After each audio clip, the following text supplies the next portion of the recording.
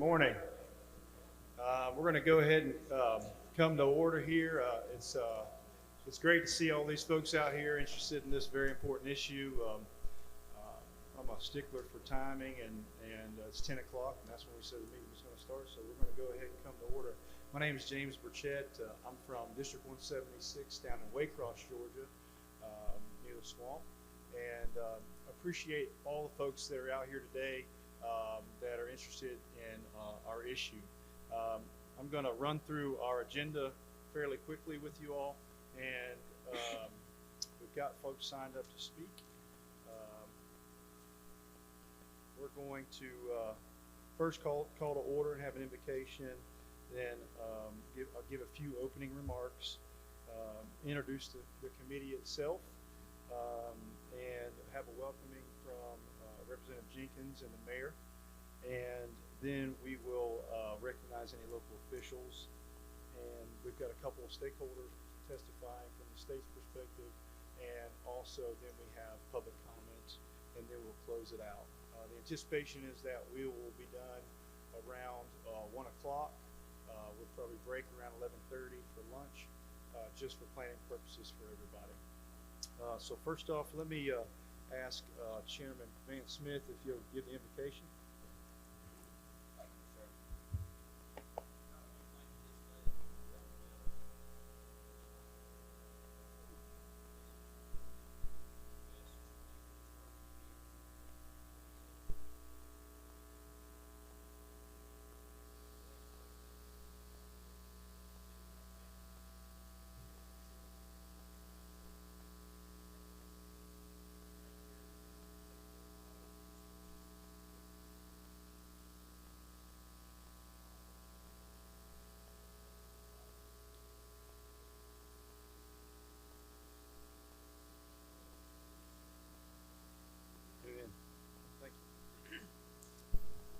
First, just briefly, an overview of this issue here. We understand this is an emotionally charged issue and very important issue, and in this body here, I can tell you there are property owners and there are sportsmen, and so we've got a very good mix of folks on both sides of the issue, and it's the intent of this committee to study the issue and to listen to you all and see if we can find some resolution with any within the areas of law that converge and that are in conflict.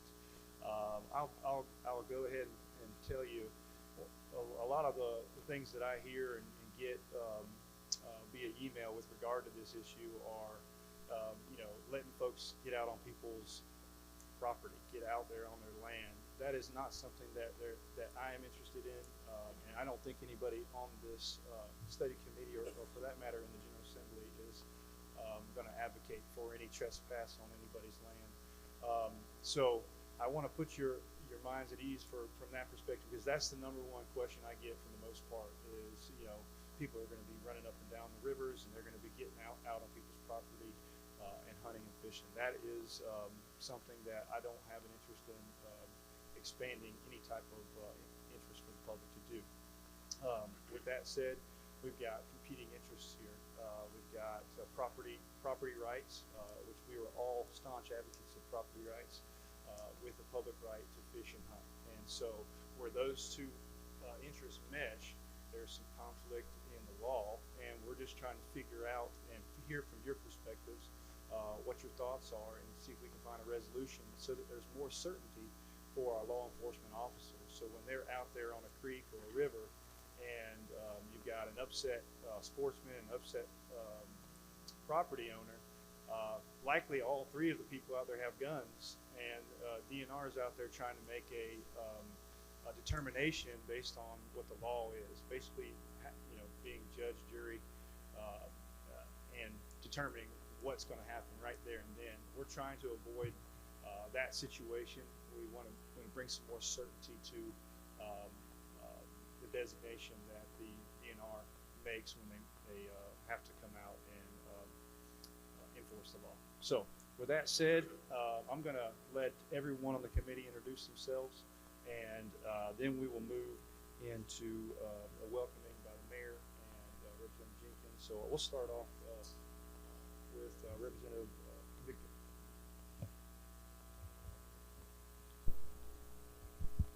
My name is Victor Anderson. I'm a representative for District 10. I represent most of Habersham County and all of Rabun County in northeast Georgia.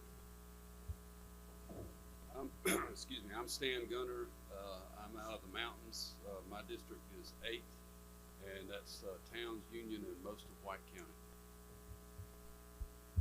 Hey, David Jenkins, representative for Georgia State House District 136, most of Meriwether, the bottom half of Coweta, and parts of Troup County. I'm Representative David Knight, District 134. My district comprises part of Spalding, Lamar, and the Monroe County. I'm Al Williams. I represent District 168, the flattest place in Georgia, Liberty County. I was born on the Midway River, so I know a little bit about water.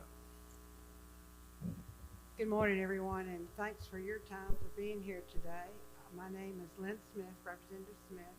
I'm from Coweta County. I represent part of Carroll County and a large part of Coweta County, and I chair Natural Resource and Environment in the House. Thank you for coming. Thank you, Mr. Chairman. My name is Vance Smith. I represent District 138, which is part of Muskogee County, a good part of Harris County, my home county, and western Troup County, all along the Chattahoochee River, and I live on the Chattahoochee River. Good morning. My name is Trey Rhodes. I represent District 124, most of Putnam County, all of Greene, all of Tolliver, all of Oglethorpe, and a portion of Clark County. Thank y'all for being here.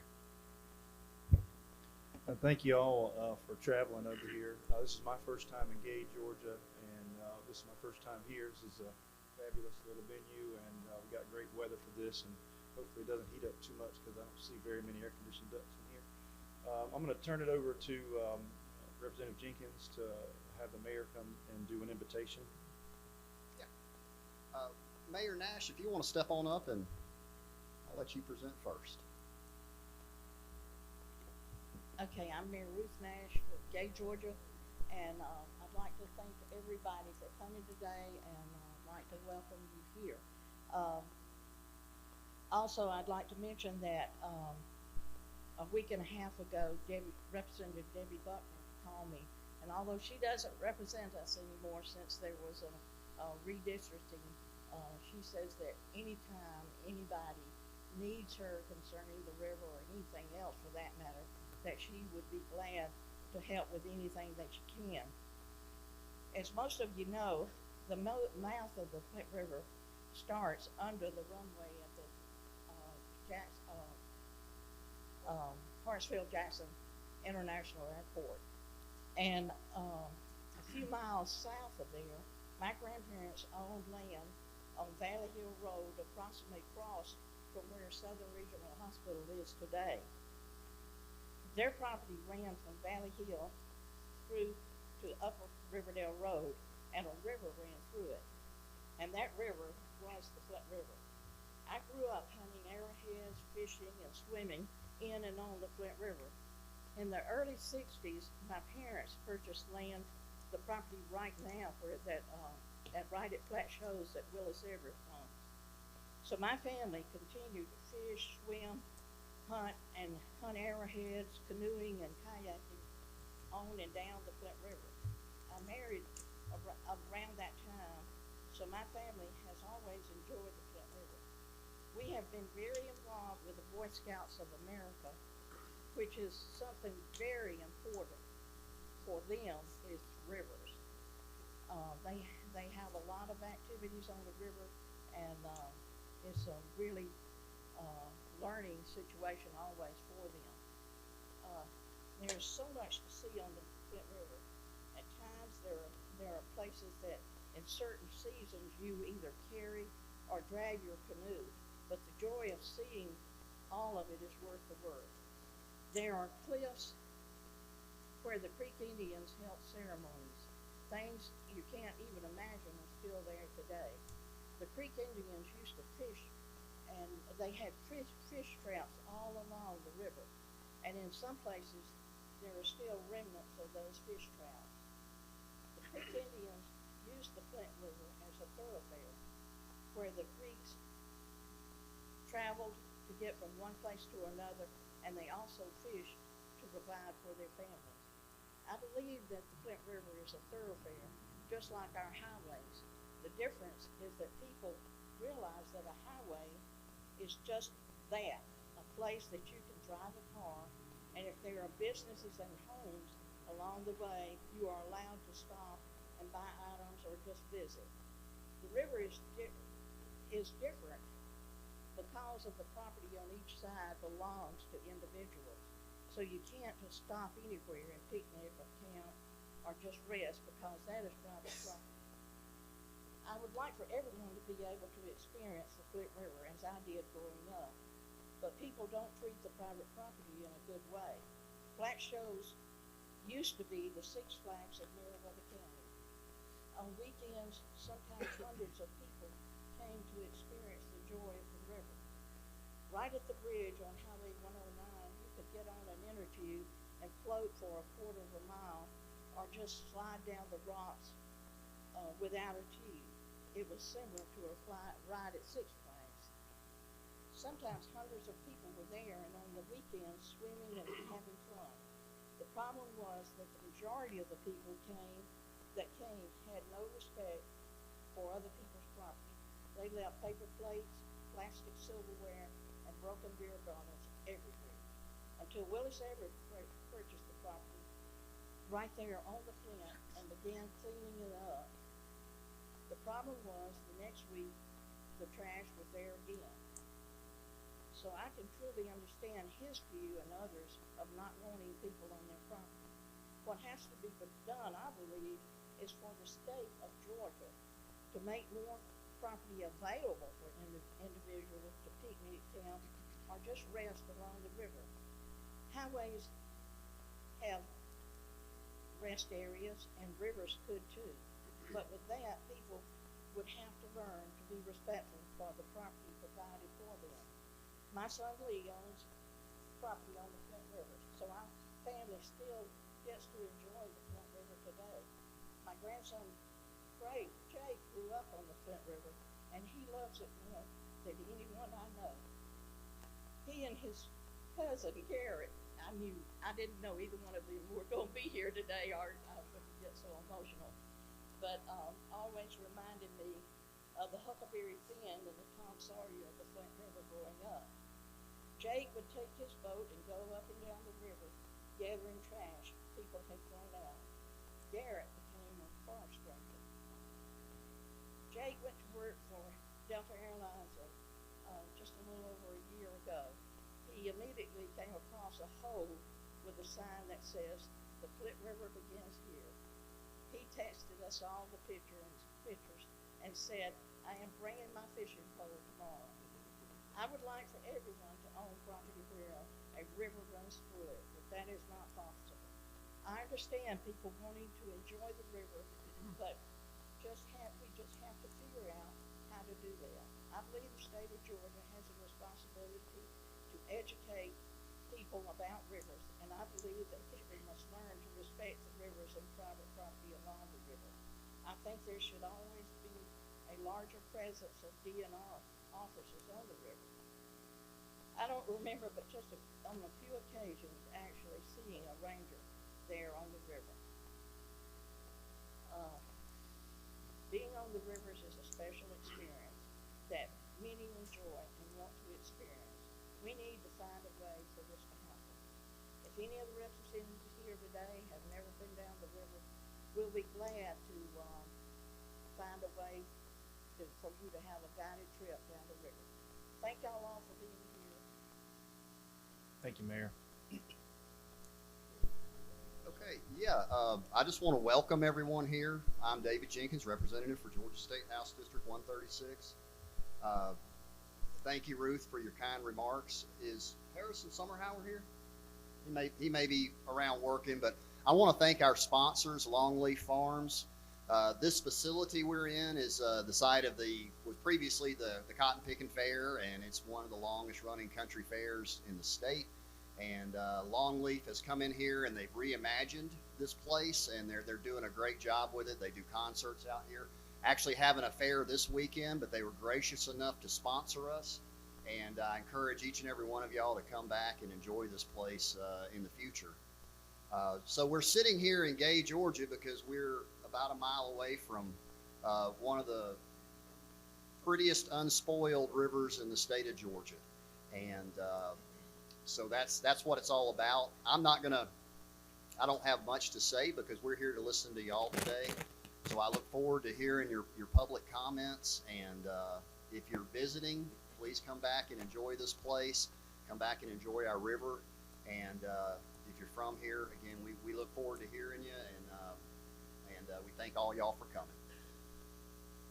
Thank you, Representative. Are any of the Pike County Commissioners here? I was told the chairman and commissioners may be here. Would you like to say a few words? Yes.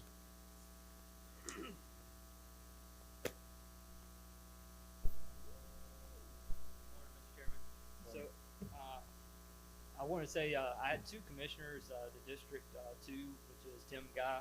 He was not able to be here today. Our chairman, Briar Johnson, is going to try to be here as well, but he couldn't make it as well. But I am Brandon Rogers. I'm the county manager for Pike County, so I'm going to kind of speak on their behalf, and I'm going to shoot from the hip today a little bit. So, in their absence, we've seen over the last few years, and probably more so 20 years, issues with the Flint River. Just specifically what you're talking about. Chairman made some very good points when he started out with his introductions. A lot of these concerns are concerns that we've seen. We have 25 miles of border on Pike County, so 25 miles of the river on our west side. And many of these issues, when it comes to fishing rights, they kind of get entangled with other things, such as the chairman was talking about with trespassing and with litter that we heard back from Mr. Willis and with the mayor talking about. We've all heard and probably seen, some of the biggest names that we've heard of around the area. When former Governor Carter floated the river at one point in time, before he was president, when he was talking about doing the dam down in Squirrel Bluff area, and he made some comments about how beautiful it is up through here and how everyone should be a part of this and see this. And we don't want to give that up for sure. But we do want to ask that the committee take into consideration not only that, but we're kind of stuck in the middle like you guys. We've got private property owners who own these properties who are getting trespassed on, who are getting litter, and we want to try to find a compromise here. And it's almost an impossible ask for you all, and I feel for you. I wished I could come up here today and give you a solution to this problem, but I don't know that there is one that's going to be the perfect and all entailing. But some things that I would like for you guys to consider, if you all to consider, just the trespassing for one as you go through there, the navigable waterways. That is such a broad subject when it comes to whether that is navigable or not, and that opens up a whole nother issue as to whether or not those waterways, if they're navigable, can they be fished? Can they not be fished? Are they private property or are they not private property? And it goes on and on. So I think as you go through these hearings and hear from the public, keep those things in mind. Keep in mind that we do have some private landowners who are having struggles, but I would say a vast majority of the county does not want to give up their fishing rights on the river. These have been traditions and I want to say things that they've come to understand for years and generations. So, just keep those in mind as you move along, and I wish you the best of luck. Hope you'll make the best decision for everybody.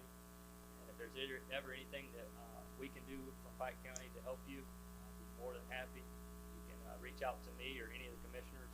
We'll be grateful for anything we can help you do, any help you can provide to us. So, thank you all. Thank you very much. Yeah, I think that's important that you stress that about the honoring the traditions and the customs of an area. That's one thing that is certainly on my mind, and I know it is on the mind of this committee here. Very good. Moving into our stakeholder groups, I'm going to ask Scott Robinson, the section chief for Fisheries Wildlife Resources Division of DNR to come in and present. He's got a few things to say. Welcome to the podium, Scott. Thank you, Mr. Chairman, and thanks to the committee for being here and holding this meeting and hearing from us. I'm going to talk a little bit more on a statewide level about the issue. As Mr. Chairman said, I'm the chief of the Fisheries Management Section of Georgia Department of Natural Resources. So, you know, fishing is really important to Georgia. It's really a part of who we are as a people and a state. Fishing is socially and economically important here in Georgia. It generates about $1.5 billion in retail sales each year in the state, responsible for almost 15,000 jobs around the state, and about $600+ million in salary and wages and earnings. So it's a big piece of our economy. There's over 1 million licensed anglers in Georgia. So a large portion of our population is licensed anglers, and then we have a lot of people that come to this state to fish. It's truly an outstanding place to fish in Georgia. World record largemouth bass was caught on Oxbow Lake on the Georgia River. World record redbreast sunfish was caught on the Georgia River. So we're a destination for people to come fish as well. Like I said, over 1 million licensed anglers. Chances are, if you're here at this meeting, you love to fish. If you don't love to fish, you probably love somebody that loves to fish. So it's a big piece of who we are. In the past 10 years, it also has brought in about $85 million in excise taxes paid directly by anglers on fishing equipment. That's collected at the federal level, and then it comes back to us to use in fisheries management here in Georgia based on the number of licensed anglers that we have each year. So again, really important piece of our culture, economy, and social life. My section, the WRD Fisheries Management section, some of the things that we do to invest in fishing access and making fishing better around the state. We operate 10 fish hatcheries, stock anywhere from 8 to 12 million fish each year all around the state. A significant portion of those go into flowing waters. We do a lot of habitat work all around the state. We have public fishing areas that we operate to provide people places to fish, and we'd love to have more of those. They've become very popular in the last few years. We have 11 public fishing areas, and we have about 800,000 visitors a year to those 11 public fishing areas. So they're really popular. Boating access is a big part of what we do. DNR operates over 250 boat ramps around the state. A lot of those are on flowing waters, and we spend over $1 million a year to build and maintain boating access for boaters and anglers. All of that money is generated by anglers through fishing license sales and the excise taxes on fishing equipment. We spend a lot of time and effort monitoring fish populations and doing research on how to protect those, monitoring regulations and evaluating those. We investigate fish kills and a lot of other things to protect the people's interest in fishing and fisheries around the state. Fishing is so important to the state here and the people of this state that it's in our Constitution. Paragraph 28 of the Georgia Constitution says the tradition of fishing and hunting and the taking of fish and wildlife shall be preserved for the people. That's pretty straightforward. It's in our state constitution. Fish and wildlife are considered a public resource. The ownership of fish and wildlife rests in the state. That's so that we can manage those fish and wildlife for the public good. That gives us the opportunity and the ability to invest public funds in management and protection of fish and wildlife. And it allows everybody the opportunity to enjoy those. Now, while the fish and wildlife are public property, the lands that they live on are not necessarily public property. So it's important to protect those private property rights and recognize those. And the law can be a little blurry on some of this. Navigable stream is a very important term in this issue, and the rights of adjoining landowners in navigable streams. And I'm going to read essentially straight from the law. A navigable stream means a stream which is capable of transporting boats loaded with freight in the regular course of trade, either the whole or part of the year. So that's basically how navigability is determined. And the rights of the owners of lands which are adjacent to navigable streams extend to the low water mark in the bed of that stream. So they extend basically to the edge of where the water flows. The Georgia legislature historically has described navigable streams in many different ways. In some cases, they set toll rates on navigable streams to actually charge fees for people to pass through. Those are recognized as public waters. They made it illegal to block passage on public streams historically. And in the 1800s and early 1900s, they would name commissioners at times to protect navigability on certain rivers and streams in the state. So the determination of navigability can be difficult, but we do have a lot of history to rest on. Now, non-navigable streams, ownership is different. The owner of the land is adjacent to a navigable stream. A non-navigable stream owns to the center of the stream bed. So they essentially own that stream bed, and they have exclusive rights to fishing to the center of the stream. So that's a totally different situation. If an owner owns both sides of the stream bed, then they control that stream bed and control the fishing. They don't own the water, they don't own the fish, but they do control the access to that stream.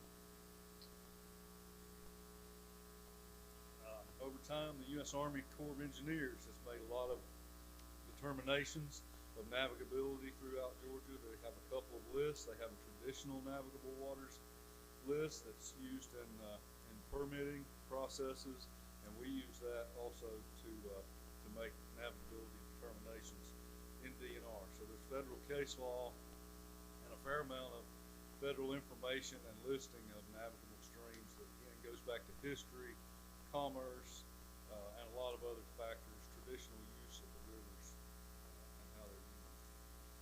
So like I mentioned, we've invested quite a bit of money through license fees. These are public dollars that we invest to establish fisheries, establish access and boat ramps, and maintain those fisheries and recreational fishing populations in Georgia.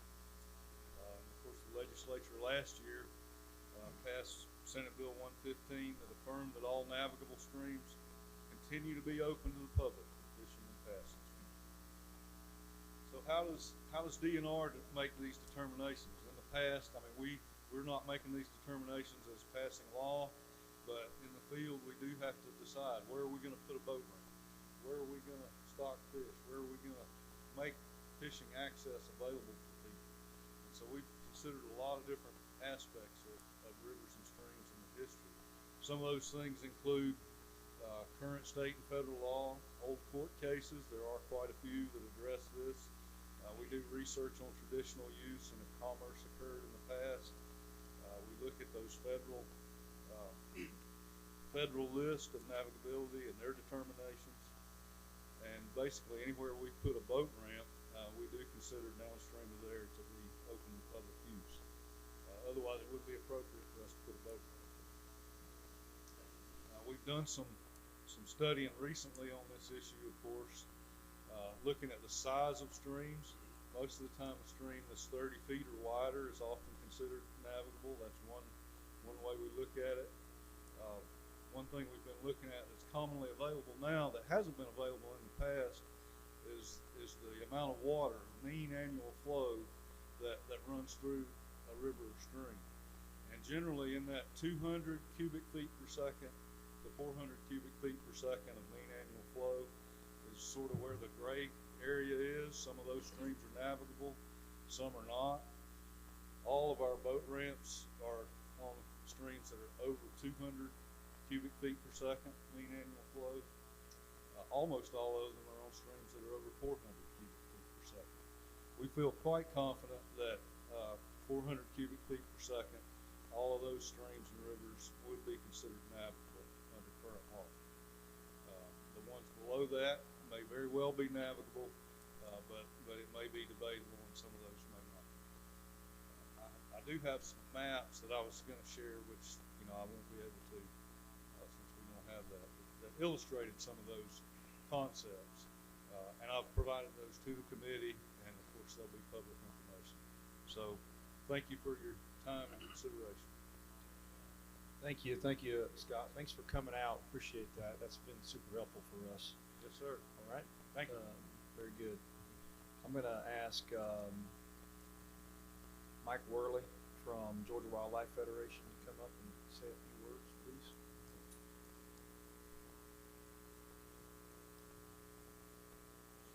Thank you, Mr. Chairman.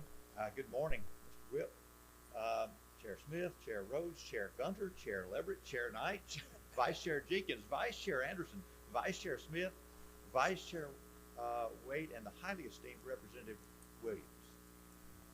When I looked at the list, this is an important issue.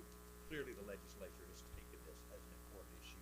A lot of very influential legislators are sitting here at this table today, and I appreciate the time that you're doing and the trust that the House leadership has placed in each of you. My name is Mike Worley. I'm President and CEO of Georgia Wildlife Federation, and I'm not going to get into a lot of really technical details today in my talk. There'll be other folks that are talking about more technical stuff. You've heard a lot of information from Scott, and I think it's terrific. But I just want to lay a little bit of background out here on why we're talking about fishing access and freshwater. But first, let me tell you a little bit about Georgia Wildlife Federation. We're the oldest member-supported statewide conservation organization in Georgia. We were founded in 1936. We have about 53,000 members here in the state. Georgia Wildlife Federation provides leadership, services, and advocacy on conservation issues across Georgia. And we are proponents for the professional, science-based management of our wildlife and our natural resources. We were founded by hunters and anglers.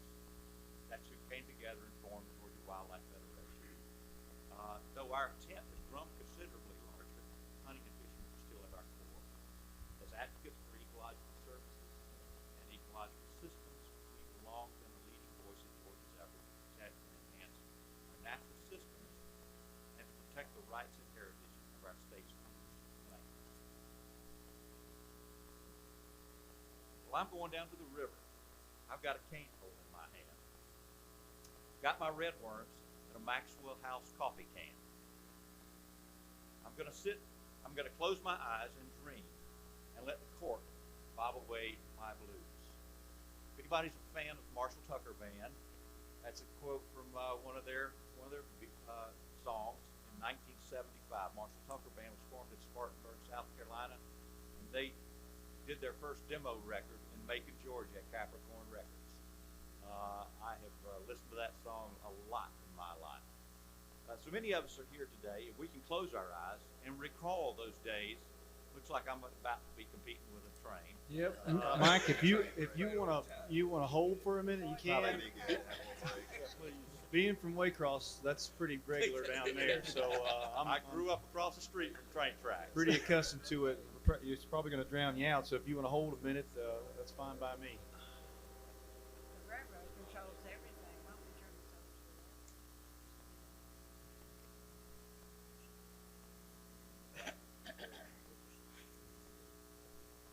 Oh yeah. While we're taking a minute here for the train, I want to introduce Representative Leverett, Chairman Leverett down here. He had an issue getting in. He was coming a good piece from across the state. So go ahead and introduce yourself, Chairman. Well, further away than me. He apparently made it on time, so I appreciate him showing me up today. I'm sorry I was late. I drove all the way from Elbert County. I think I had to park in Upson County somewhere. But I appreciate. I think Bill drove me in on the gator. So thank you, Bill, wherever you are. I appreciate that. Taking pity on an old man. I'm from Elberton. Just drove in this morning, and really pleased to be on this committee. I know it's an important issue that's of great import to a lot of people across the state, certainly in my district. And I just appreciate being placed on this committee. Appreciate y'all all being here today. Thank you, Mr. Chairman. Is there a side track down here? Does anybody know? They just go. So he's on the way out. So He's clearly far enough away from me to talk. I'm ahead, good. Continue. So many of us here today can close our eyes and recall those days of letting the corks bob away our blues. For many of us, it represents time with family. For some of us, it represents taking food home to the table. For some of us, it represents friends and tradition and connection to the outdoor world. And for some of us, those things can hardly be separated. Georgia's blessed with tremendous beauty, and Scott's already talked about the variety of our streams. We're blessed with tremendous beauty and opportunity to enjoy the outdoors. We have mountains and valleys, coastal plain, breathtaking marshlands. We have lazy, slow-moving blackwater rivers and cataracts of cold mountain streams. Go ahead and hold, Mr. Worley. Probably take that train break now.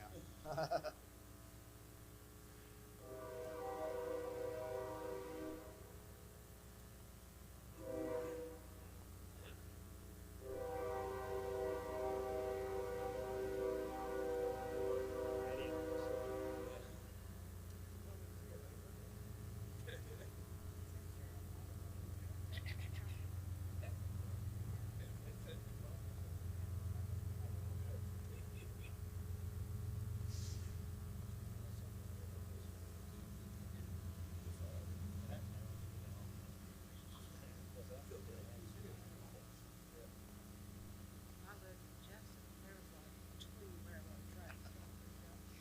We lived by it.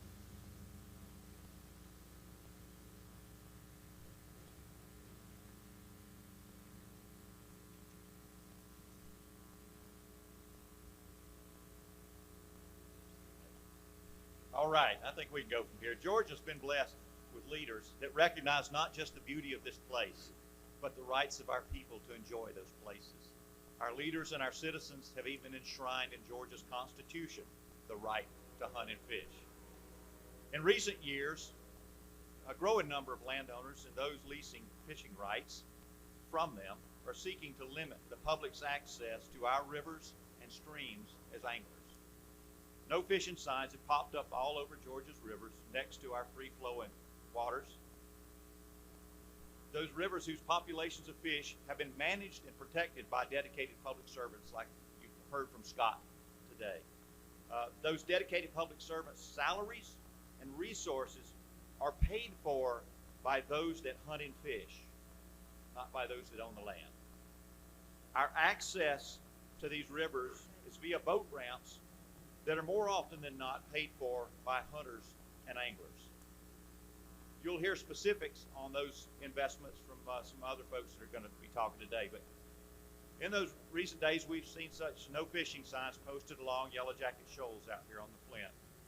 The Upper Flint is one of the world's most important fisheries for shoal bass, what you guys have recognized as Georgia's official native riverine sport fish. This designation by our legislature and governor was advanced by non-NGOs and specifically to promote and publicize the shoal bass fishery for all Georgians and to encourage economic development and economic purposes associated with that fishery. Casual anglers, serious anglers, fishing guides, and private property owners. Everyone. The Flint's not the first river in Georgia to face the exclusion of the public from access and fishing, but it's likely the largest and most known. We think it's time for it to be the last. And the Flint and our other rivers have been fished for generations of people of all ages, races, sexes, income levels, and walks of life. And all of our rivers' waters, as you've heard before, are untitled. They're owned by no one, nor are the fish. Both are held in trust by the state for all Georgians. So today we're here to say we stand up to ensure that the rivers belong to all of us, not just those that border them. Our fish belong to all of us, not just those that own the land next to them. We all have a constitutional right to hunt and fish, and that right doesn't belong to just those that own land. We seek the protection of the rights of the Georgians to enjoy the bounty and the beauty of this great state. On the final day of the 2023 legislative session of the General Assembly, you passed Senate Bill 115. It received Governor Kemp's approval to become law and protect our constitutional rights to hunt and fish on Tuesday, May 2nd. And with his signature, Georgia affirmed anglers have the right to fish on all Georgia's navigable streams and it took effect on July the 1st. Senate Bill 115 removes I hope it removes confusion and chaos, firmly establishes in law the way the vast majority of our streams have been operated throughout our lifetimes. The way the Marshall Tucker Band sang, a flowing, navigable river belongs to all of us, regardless of who owns the land adjacent or even the land underneath. Senate Bill 115 assures future generations that fishing is for all of us. Those of you that are familiar with the Marshall Tucker Band will also note that I left out something. There's a line in there that says, "I'm going to sit under a shade tree on a riverbank where it's cool." Senate Bill 115 does not give anyone the right to come onto your private property and sit under a shade tree. It doesn't give anyone the right to camp on private property. It doesn't give anyone the right to paddle up a creek or to dig or to litter or do anything else. It's already against the law. It simply restates, as Scott mentioned, the right to fish on our navigable streams belongs to all of us. So over a year ago, a property owner along Flint River at Yellow Jacket Shoals sought to prevent the public from fishing on that stretch of the river, claiming ownership of the riverbed to the midpoint of the stream and claiming the exclusive right to fish on that section. Georgia Wildlife Federation, along with other folks, objected to that opinion. The Georgia Department of Natural Resources basically agreed with our opinion and expressed and followed along their long-held departmental policies that the Flint at that point was navigable and fishable by the public. Backed by a long history of fisheries management, stocking, as well as building and maintaining river access points for the public. The property owner filed a lawsuit to force Georgia DNR to enforce their claim. Generations of Georgians had fished that very stretch of river. Despite these long-held opinions, the Georgia DNR settled out of court and on Monday, March 27th, signed a final judgment order. That consent agreement essentially reversed DNR enforcement policy and acceded to every aspect of the lawsuit. As pointed out by one of our respected lawyer friends, DNR, through this agreement, provided a roadmap for everyone who owns property adjacent to a river to assert both property rights and the right to exclude the public from fishing. The nexus of the settlement takes the right of Georgia anglers to fish that section of a navigable river, and it literally takes the fish that belong to all Georgians as part of the public trust doctrine. The agreement was based not on the navigability of the river, but instead on laws and court cases giving control to property owners if the title can be traced back to a land grant issued prior to 1863. Many of Georgia's anglers, around 1 million that we heard mentioned earlier, were outraged since they pay for the fish stocking, they pay for the fisheries management, and they pay for through their purchase of fishing license and those federal excise dollars that Scott spoke about. Every Georgian, almost 11 million, for whom the state wildlife are held in public trust, had a right to be outraged because all of us are the owners of our state's fisheries. We were all told essentially, we have to steer clear of fishing for the very fish that we own. This public ownership, this public trust is the foundation of what we call the North American model of wildlife management. It's the most effective wildlife management strategy literally the world has ever seen. Senate Bill 115 achieved final passage on that last day of the session.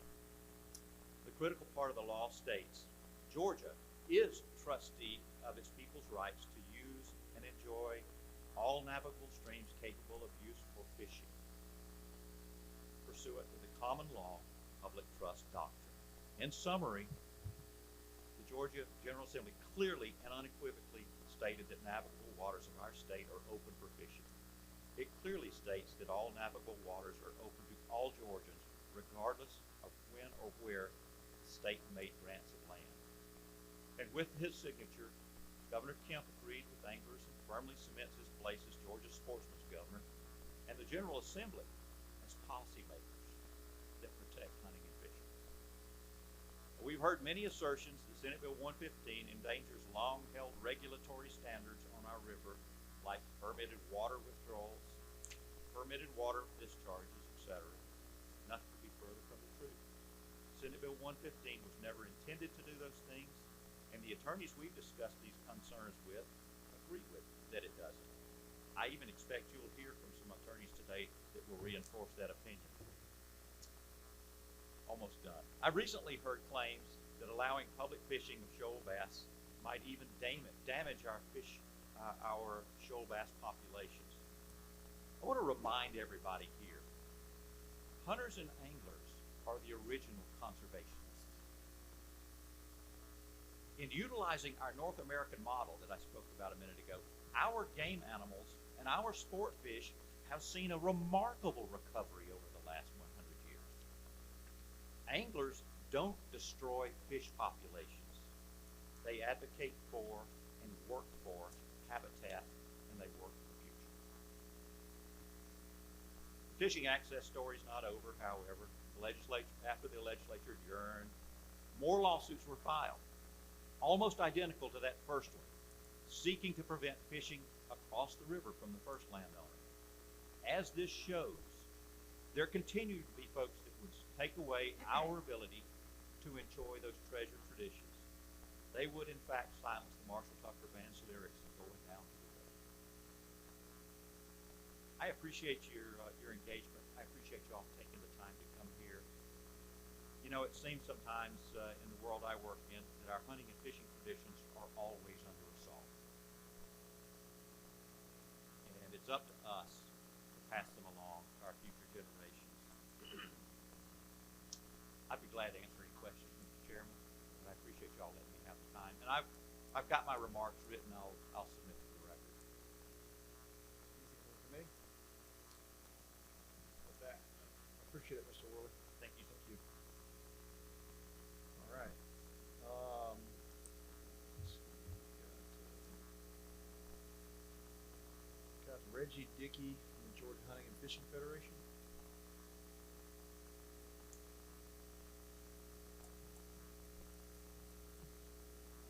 I'll move on to Mr. Gordon Rogers from the Flint River Keepers. Back to Mr. Dickey. Go ahead, Mr. Rogers. Thank you, Mr. Chairman. I appreciate it. My name is Gordon Rogers. I'm the River Keeper and Executive Director of Flint River Keeper. Our office is in Albany, and I live at 3034 Poplar Trace North near Talbot in Talbot County. Thank you, and to all the members of the committee for your service and your work on these important issues. Your time and expertise are very much appreciated. I'll be very clear up front. We are grateful for the governor's bill, Senate Bill 115, that you and your colleagues in the Senate passed on sine die. We fully support it and did not wish to see it altered. And we hope that your present work will construct a pathway to clarity on what waters are navigable in Georgia and what waters are not, so that anglers and private property owners can know exactly where they stand,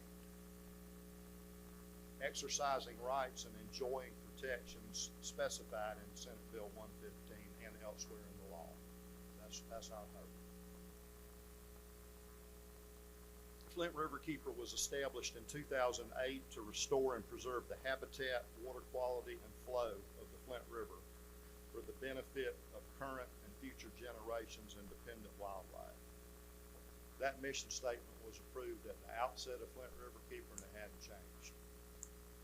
This mission includes making sure that citizens can use and enjoy those resources, assuring private property rights of withdrawal for farming and manufacturing, private property rights to be free of pollution from upstream, or public rights of fishing and access. All of these rights are fundamental to our economy and our society. Our membership is broad and diverse. We work from the headwaters a couple of miles northwest of Atlanta Airport to where the Flint joins the Chattahoochee half a mile upstream of the Florida line. Our work includes all the tributaries and all of the associated underground aquifers.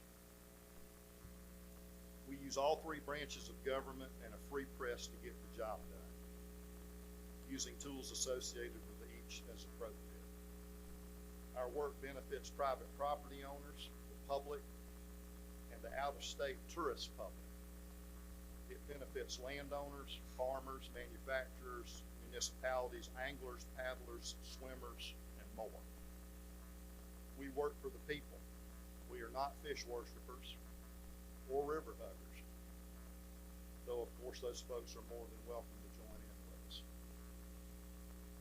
Along with many partners, including municipalities in and near the headwaters, farmers in the south, other conservation groups, including some represented here today, and everyone in between, we've notched dozens of notable victories for improved flow and cleanliness in the Flint River over the last 14 years.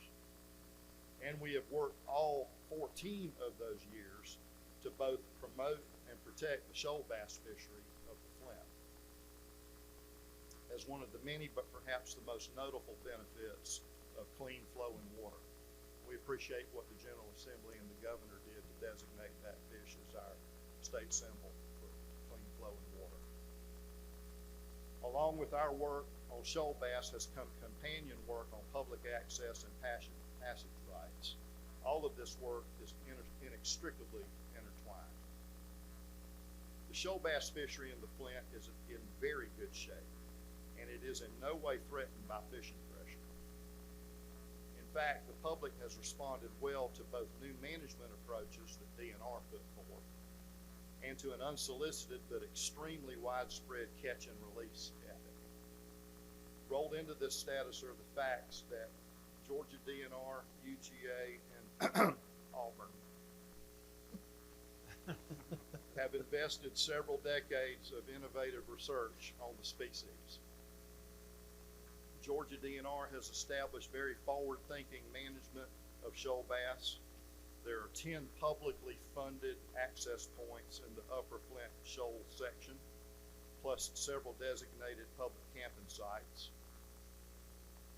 Georgia Wildlife Federation and Flint Riverkeeper work with the legislature to get the shoal bass designated as the state's native riverine sport fish. In 2022, a handful of private riverside property owners sought to exclude the public from fishing for shoal bass and everything else in the river in front of their property. In their court documents, they state, among other claims, that the Upper Flint, indeed any of the Flint above Albany, is non-navigable. They base these assertions on common law arguments that originated in Britain and were folded into Georgia law and statehood. But those arguments are at vast variance with a much larger body of law. That larger body of law makes it quite clear that the states, including Georgia, control and protect the passage and fishing rights for the public. This is why we applaud the governor's bill, Senate Bill 115, passed by majorities of both chambers, including a supermajority of the Senate. April Lipscomb, coming up immediately after me, I believe, can explain this further. As you will see, fishing rights are a right of soil. That's a term of art. But Senate Bill 115 clarifies that those rights are retained by the state for the people in all circumstances in navigable waters. Period. Again, we very much appreciate this clarification, and we think that it's exceptionally clear, not only, applying only to those rights that it enumerates in very carefully crafted language. It does not pertain to the upland, to non-navigable waters, to pollution permits, to pollution at all, or to water withdrawal permits, or anything else other than what the bill itself says. It's a good law. a carefully constructed one, and one that we should all support.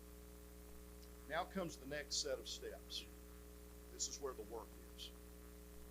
We at Flint Riverkeeper think that the entire Flint is navigable, and we're available to help the committee understand our position. But it's you that we're dependent upon to bring the clarity. What's navigable? What's not? Our opinion is only that, an opinion. We're counting on this committee to make strong recommendations to the House to establish a pathway to clarity, a process by which all Georgians, waterfront property owners, anglers, paddlers, commercial guides, outfitters, everyone can get to a point where we know where we can fish and where we cannot, where we can pass through and where we cannot, what is navigable and what is not. In closing, let me make it abundantly clear that what I've just shared with you is the official position of Flint Riverkeeper. There's nothing more or less to our position. There's no hide the ball. We've carefully studied it. We've carefully vetted it. Others may claim to speak for us. They do not. Some may claim that this work and our position is outside our mission. It is not. Even more outlandish accusations of our activities and positions have been circulated. You've probably seen some. If not, I'll be happy to share it with you. They're not true either. The truth is what I've just shared with you, including copies that I'll leave with y'all for the record. We support the new law and we support your work to achieve clarity on what is navigable and what is not. Thank you so much for your time. Time is precious, more precious than anything we have, as are these natural resources, but they pale in comparison to your time, so we appreciate it. Mr. Chairman, that concludes my remarks, and I'm certainly available to help and answer questions. Thank you. Thank you, Mr. Gordon. Reggie Dickey, did you ever show back up here? Okay, well, we're gonna move on then. Miss April Lipscomb, Southern Environmental Law Center.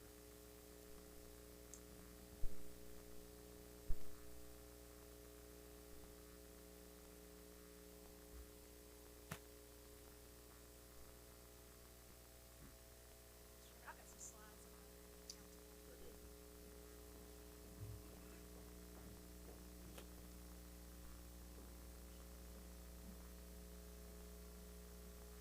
Will you pull that mic down to you so we got everybody here can hear you? I might be the shortest person speaking. All right, thank you, Mr. Chairman, members of the committee. I really appreciate y'all coming down here to hear from the public, hear from interested parties on this issue. My name is April Lipscomb. I'm a senior attorney with the Southern Environmental Law Center. My practice involves a wide variety of environmental issues, but my primary focus is on water, so water management, water quality, and public access to our waterways.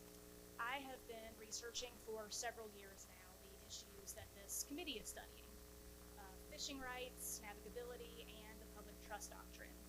And those three things are often very intertwined.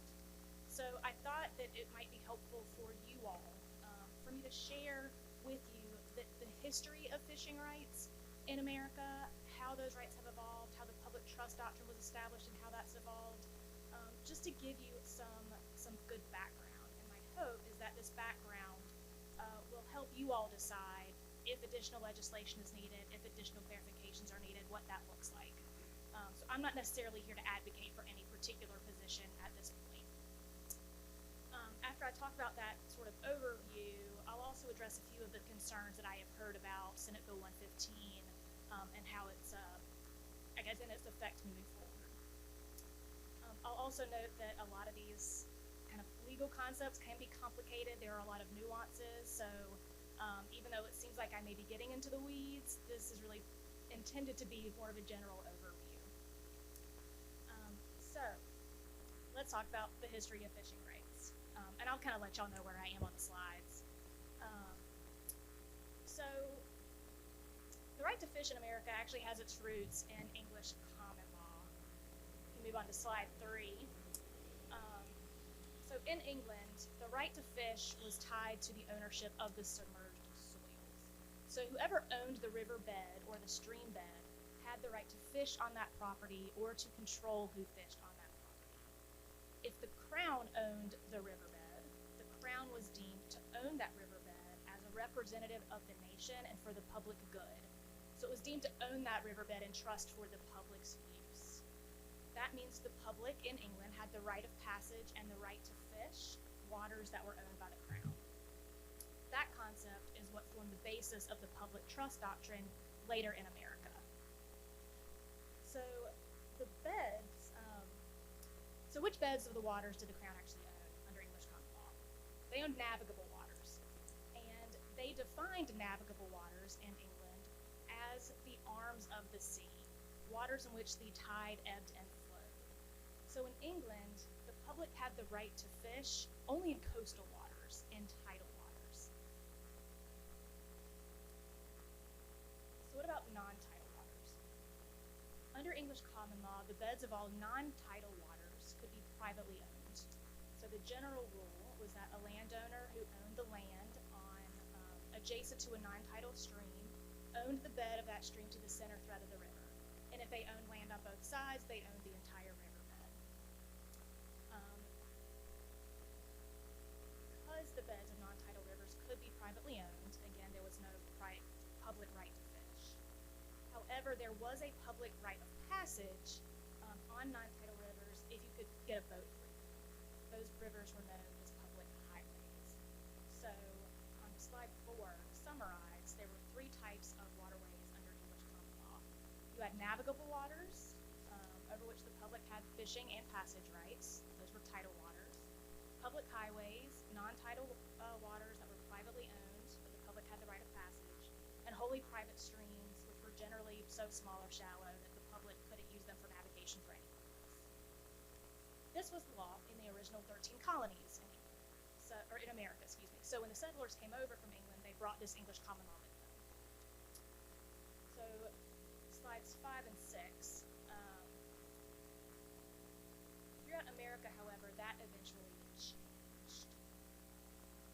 So the British concept of tidal influence failed to account for the vast number of major inland rivers and streams that could be navigated for many, many hundreds of miles above the influence of the tide on our continent. That map that I've included kind of shows all of the river drainages in America, and you can see just how many rivers and streams extend up away from the coast. So we have tons of rivers, and it doesn't make sense. So after the American Revolution, the law was expanded to include sovereign or state ownership of the beds of water bodies that were really navigable, regardless of the effect of the tide.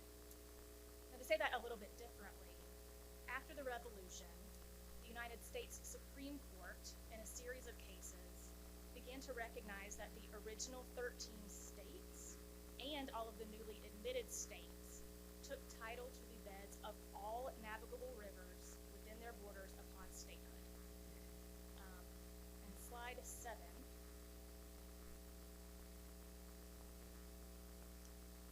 The United States Supreme Court, they declared for the original 13 states that when the revolution took place, the people of each state became themselves sovereign, and in that character hold the absolute right to all of their navigable waters and the soils under them for their own common use, subject only to the rights since surrendered by the Constitution to the general government. So the rights surrendered to the federal government for commerce, for example. The court later determined that that same principle applied to all newly admitted states, because all states are co-equal sovereigns under the Constitution. Sorry for all the legal technicalities here, by the way. But what that means is that a state's title to navigable stream beds was actually conferred by the Constitution, not by Congress. And that's language that the United States Supreme Court has said. So, to me, at least, under United States Supreme Court precedent, when Georgia became a state in 1788, when it ratified the Constitution, it took ownership of the beds of all navigable rivers, regardless of tidal influence, in trust for the public's own common use. And arguably, that common use included the right to fish. Slide 8. Excuse me, slide 8. So I know all of you are probably dying to know, we've talked about this a little bit, but what's a navigable river? How did the United States Supreme Court figure out what navigable rivers were? Well, the United States Supreme Court has actually said that questions of navigability or determining state riverbed title are governed by federal law. So that means there is a federal test for navigability that applies when trying to determine which waters a state owned upon admission to the Union. And here's that test. So the federal test says a water body is navigable if, at the time of statehood, in its natural and ordinary condition, the water body was used or was susceptible of being used as a highway for commerce over which trade and travel were or could have been conducted in the customary modes of trade and travel on water. The United States Supreme Court said we don't look at the water body as a whole, we actually look at it on a segment by segment basis. So what that means is that one segment of a river could be navigable for purposes of riverbed title, and another could be non-navigable for riverbed title. There's not a lot of guidance on this segmentation question, but the Supreme Court said that the length of the segment has to be reasonable. So just to add my kind of 2 cents on this, that test does not seem to be particularly helpful. I think it's really hard for an average person to get out on a river and figure out if that segment of the river was susceptible of being used for trade or travel using whatever watercraft was used back in 1788. So that's just kind of my personal observation. It's a pretty hard test for the average people to apply. So slide 9. Importantly, in the same U.S. Supreme Court case where they described that navigability test, the Supreme Court also explained the role of the public trust doctrine. It declared that while the state takes title to navigable waters and their beds in trust for the public, the contours of that public trust do not depend on the Constitution. Under accepted principles of federalism, the states retain residual power to determine the scope of the public trust over waters within their borders. So the states get to decide what the scope of the public trust over their waters is. The court also said that after states took title to the beds of navigable waters, they could then allocate and govern those lands under state law, which makes sense. The state can dispose of property how it sees fit, but considering the public trust doctrine, that's also a function of state law. Whoa.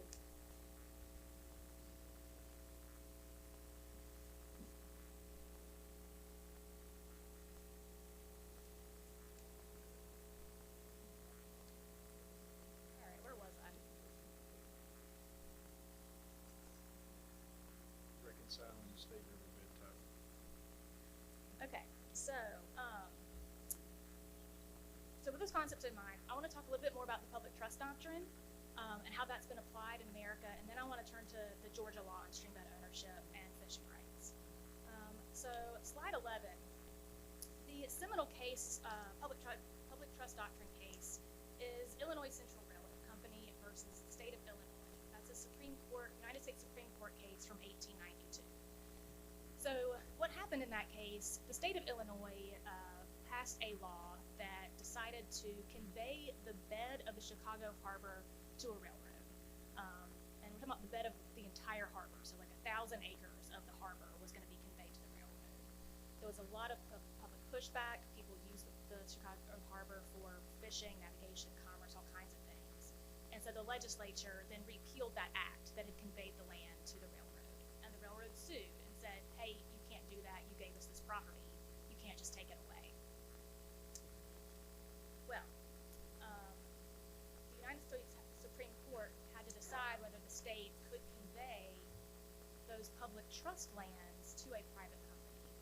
So the court held that the title to lands under navigable waters, so the beds of the Chicago harbor, that is a title held in trust for the people of the state.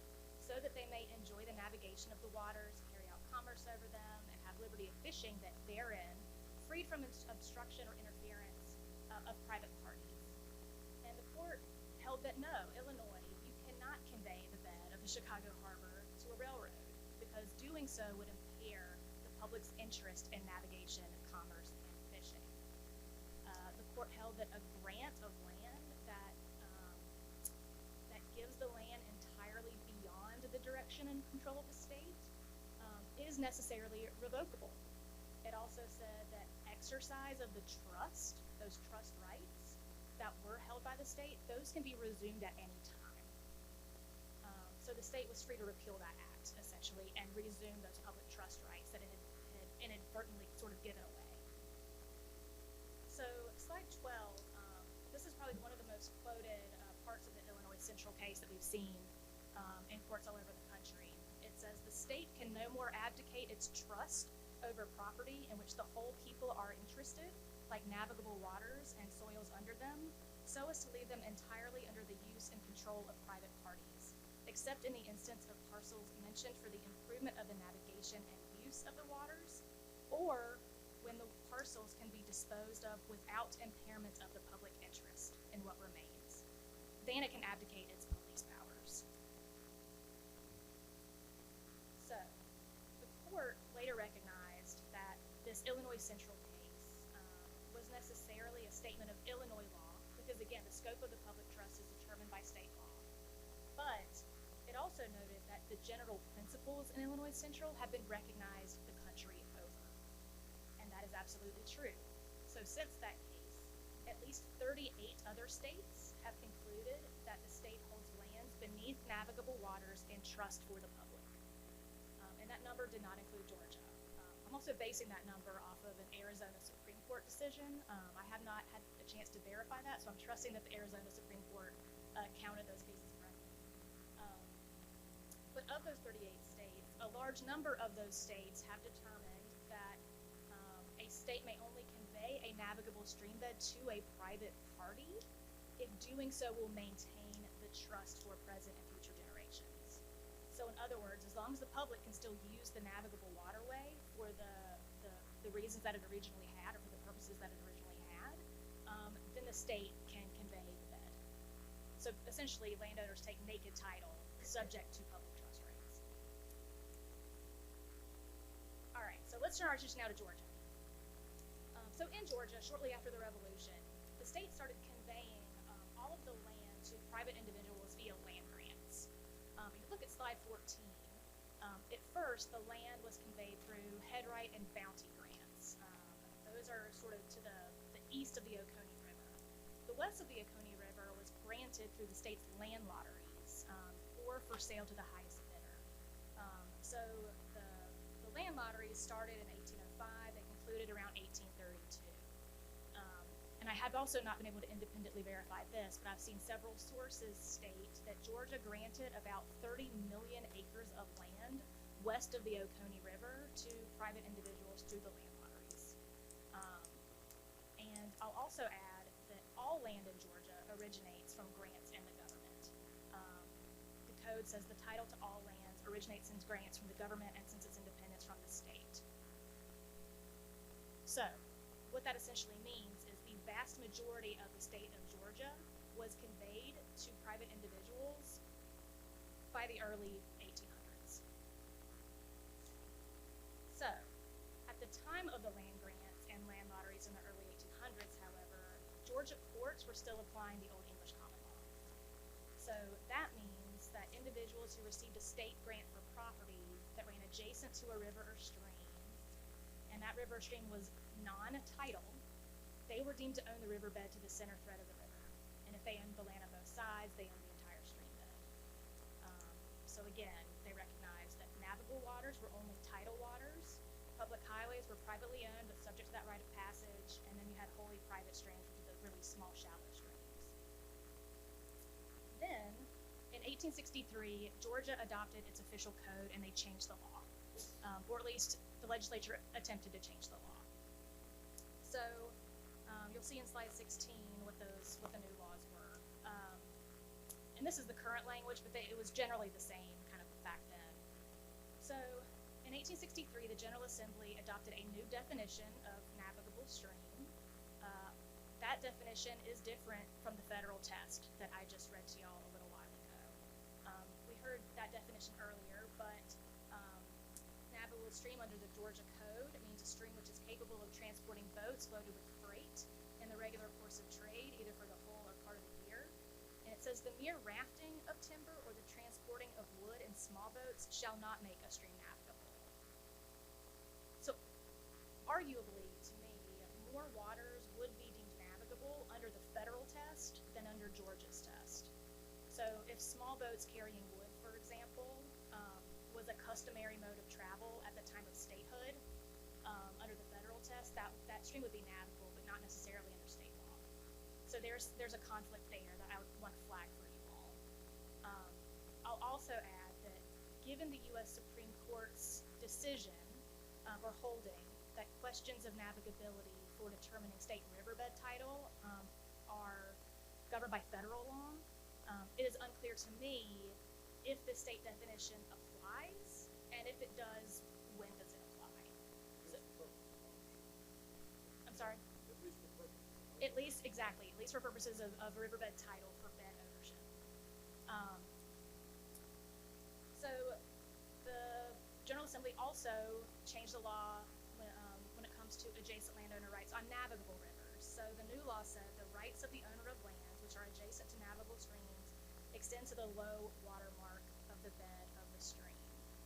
So after 1863, riparian landowners were no longer deemed to own the riverbed to the center thread of the river, but their rights only extended down to the low water mark. That makes sense? And this seems to be a recognition, at least, of U.S. Supreme Court cases holding that the state took ownership of the bed of all navigable rivers at statehood. I'm not sure if that was the intent, but that appears to be some sort of recognition of that. Also, our riparian water use rights. Owners of non-navigable streams still had exclusive control and possession of their property, though, so the public still had no public right on non-navigable streams under Georgia law. However, and this is where it gets kind of interesting and complicated in Georgia, in 1930, the Georgia Supreme Court held that OCGA 44-8-5, the part about navigable, the rights of owners next to navigable streams, they said that that law will not be construed to apply to grants of land by the state prior to the adoption of the code. So, to any land grant that was issued before 1863, this new law would not apply. This holding was then repeated in 1988 in the Parker v. Durham case, which is on slide 17. I'm not going to read all that, but in that case, the Georgia Supreme Court held that if a landowner can trace their title to a grant from the state before 1863, they own the adjacent stream bed and thus have the exclusive right to fish. They also said, though, that if the stream was navigable, the public would have a right of passage. So now remember, though, all grants originated from the state, and the majority of land in the state was distributed via grants from before 1863. So, I mean, if you look down at slide 18, that's sort of just a picture of streams and rivers in Georgia. So what Parker v. Durham established is that a substantial number of rivers and streams in Georgia, even if they are navigable, are susceptible to private claims of ownership and exclusive fishing rights. So that means a substantial number of rivers and streams in Georgia could be excluded from them, or the public could be excluded from them under that law.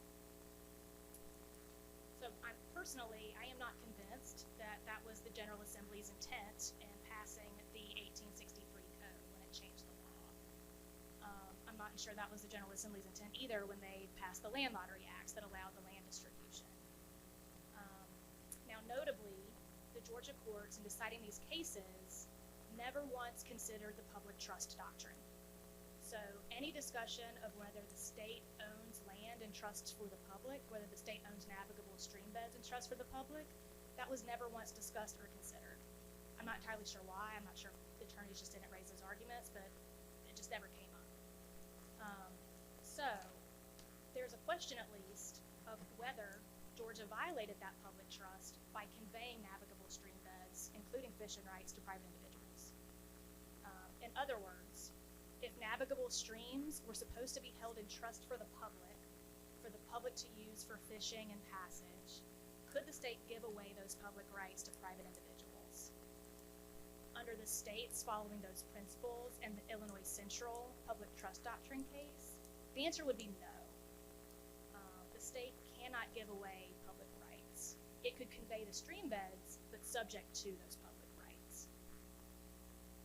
Now, as a reminder, the Supreme Court clarified in 2012 that the public trust doctrine is a matter of state law, and states retain the power to determine the scope of the public trust doctrine. So in other words, states can expand the public trust doctrine, they can clarify it, they can limit it. And the General Assembly determined the scope of the public trust doctrine in Georgia when they passed Senate Bill 115 earlier this year.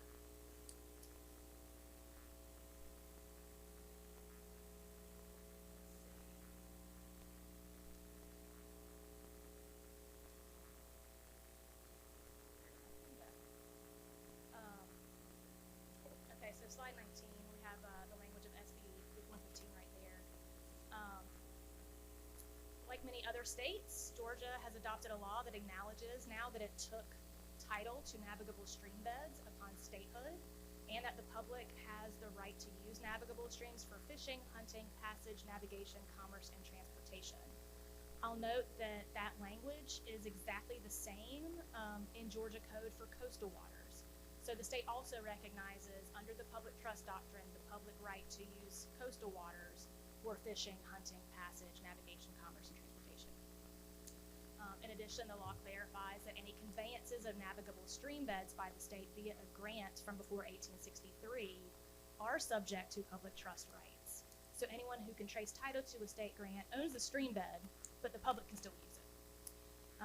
Arguably, by passing this law, the General Assembly sort of corrected the Georgia Supreme Court's oversight in not considering or discussing public trust concepts in earlier case law. So that's how we got here.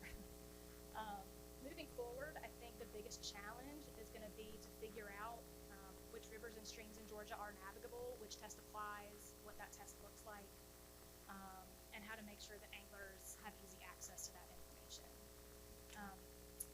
There are two final topics I want to address. This should be relatively quick, and they both involve concerns that I've heard about the public trust doctrine or SB 115's effect. The first is a concern that SB 115 is an attempt to redefine waters of the United States, or WOTUS. I'm not sure if you all have heard that or not, but it doesn't. So WOTUS, or Waters of the United States, that refers to waters that are protected by the Federal Clean Water Act. Basically, nobody can discharge pollutants into WOTUS via a point source or fill or dredge waters of the United States without getting permits. And WOTUS is defined by the United States Environmental Protection Agency and the U.S. Army Corps of Engineers. WOTUS is completely unrelated to the issue here, so I just want to make that quick clarification. The second concern I've heard is that by codifying the public trust doctrine for navigable waters, the legislature could be creating a situation where permit holders who either have like wastewater discharge permits or water withdrawal permits could be in a situation where they cannot use navigable streams for the purposes that they've used them for a really long time. So that's been a concern that has been raised as well. So my first response is number one, SB 115 does not create a private right of action, so it does not allow anyone to sue a permit holder directly for infringing on the public rights. So there's no risk of permit holders being directly sued by people in the state of Georgia. There is a chance that people could sue the state of Georgia for violating the public trust. So the idea behind that type of lawsuit is that issuance of the permit infringes on the public's right to fish or hunt or passage. Those permit challenges could be filed. Whether they would succeed is another question. So I've spoken to EPD about this too. My understanding is that SB 115 will not affect any of the permits that they issue, so it's not going to change how EPD operates in issuing and regulating industries. also tell you that as a plaintiff's lawyer and someone who challenges EPD permits, I would be extremely hesitant to bring that type of challenge unless there were really, really, really bad facts. So, you know, the idea is that the permit would have to infringe on the public right to fish or hunt or navigate, right? So that would mean that water withdrawals are so much that you can't get your boat in the river, or that fish are dying, or something along those lines.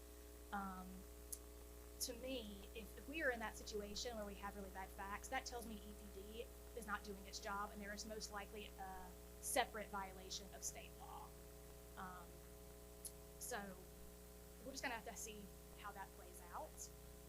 I'll also add that in many states that have recognized the public trust doctrine, where the state has adopted environmental laws that are meant to enforce the public trust rights, like clean water laws, fishing and hunting regulations, things like that, they've said that is sufficient to protect the trust. So my final point is that the intent here with SB 115, though, is really just to clarify where people can fish, hunt, and paddle. It's not intended to be anything more than that. So thank you all for your attention. I know that was a lot of information to grasp. I'm happy to answer questions. Committee? Yes, thank you for your presentation. There were several things.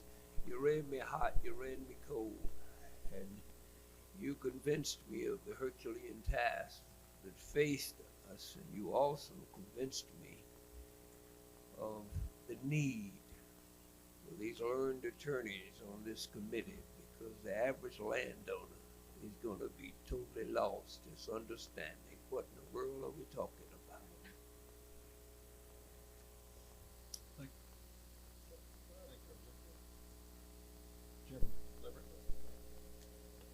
Should be on. Thank you for the presentation. If I understand you correctly, you're contending that a long line of Georgia jurisprudence is wrong insofar as ownership of string beds, navigable string. I mean, that is sort of my argument, that those cases were wrongly decided because they failed to consider state ownership of the navigable waters in the first place. Well, and specifically publicly, the impact the public trust doctrine would have on the capacity of the state to convey exclusive rights to the bed. Well, not necessarily the bed of the stream, but the right to convey the right to take the fish that are above that submerged soil.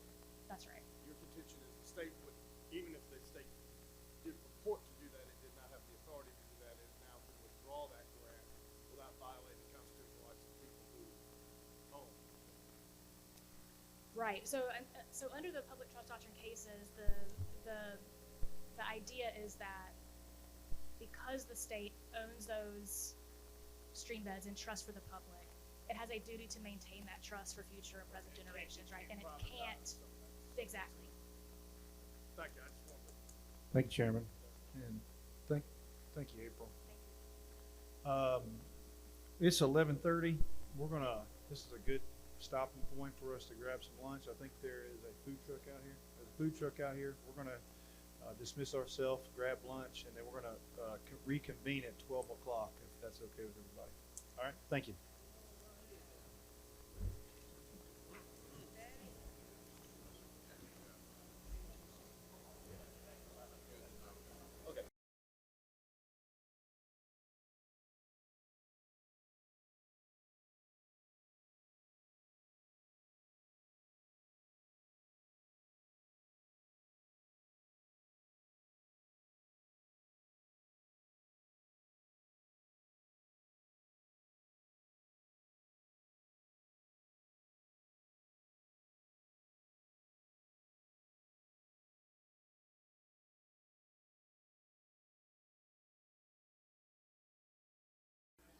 Hello?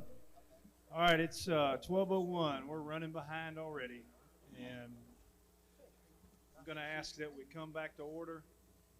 And we've got quite a list of folks that are signed up for public comment.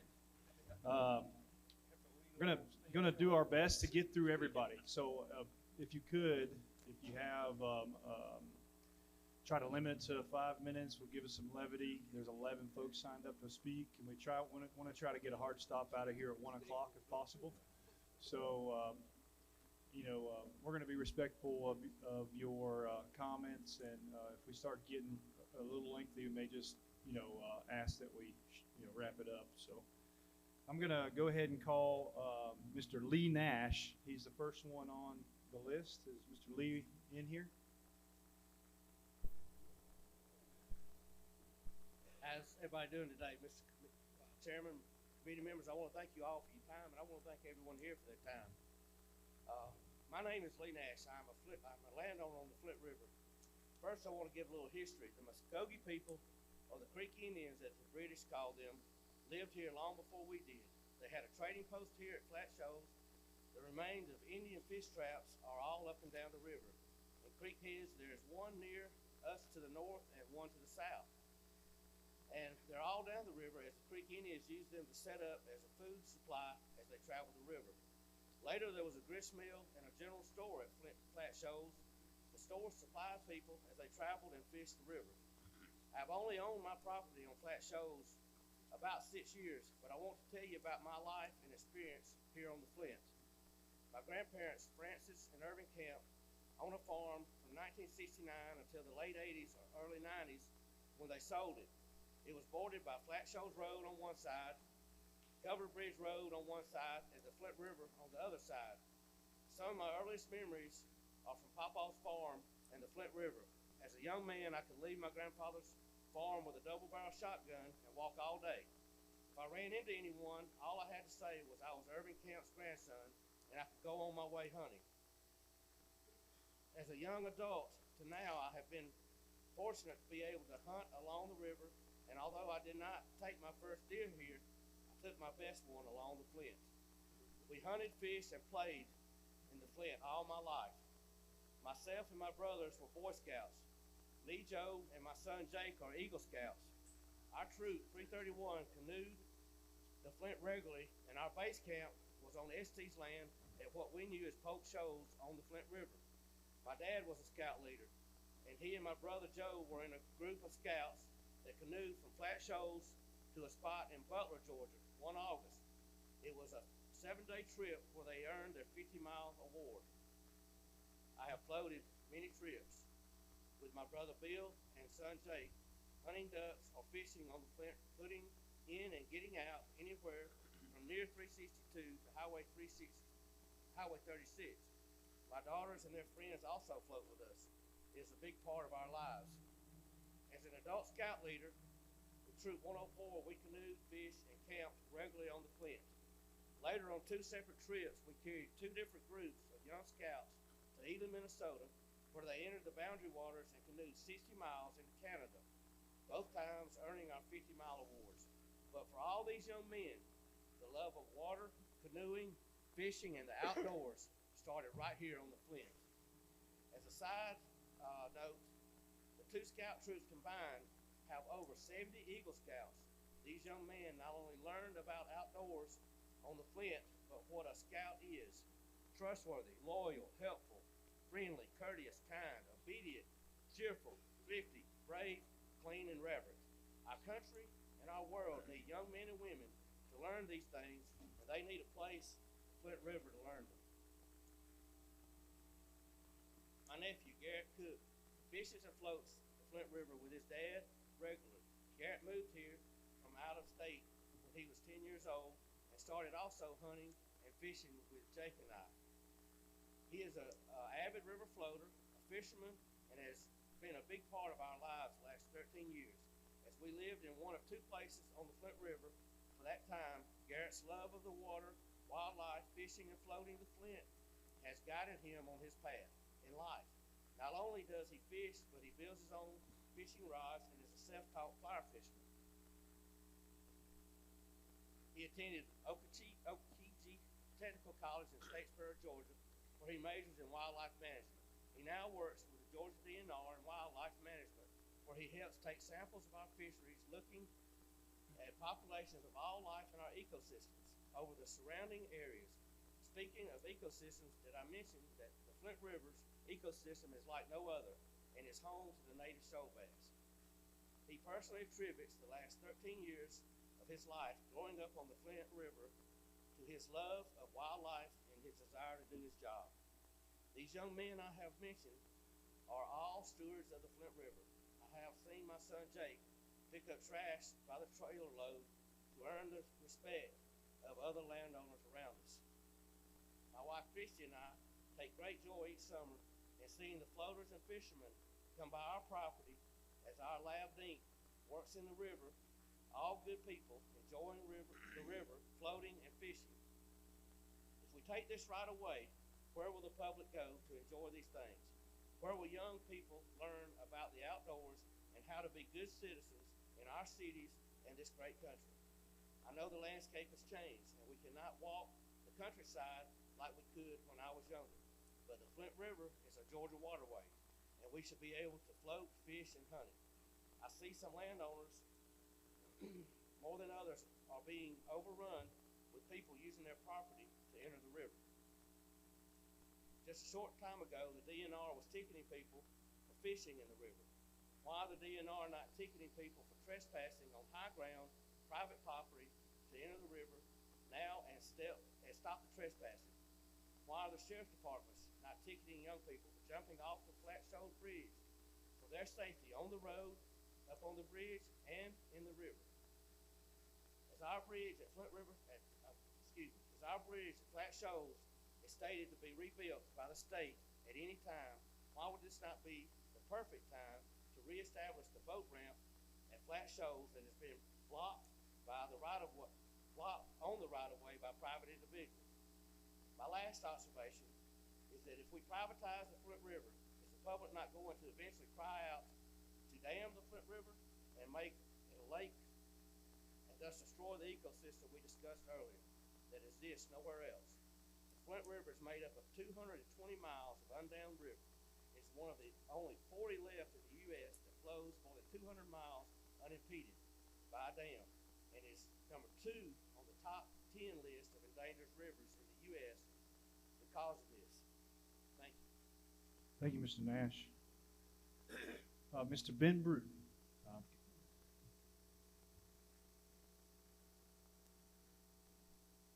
Thank you so much, Representative Burchett. I appreciate the opportunity to be here.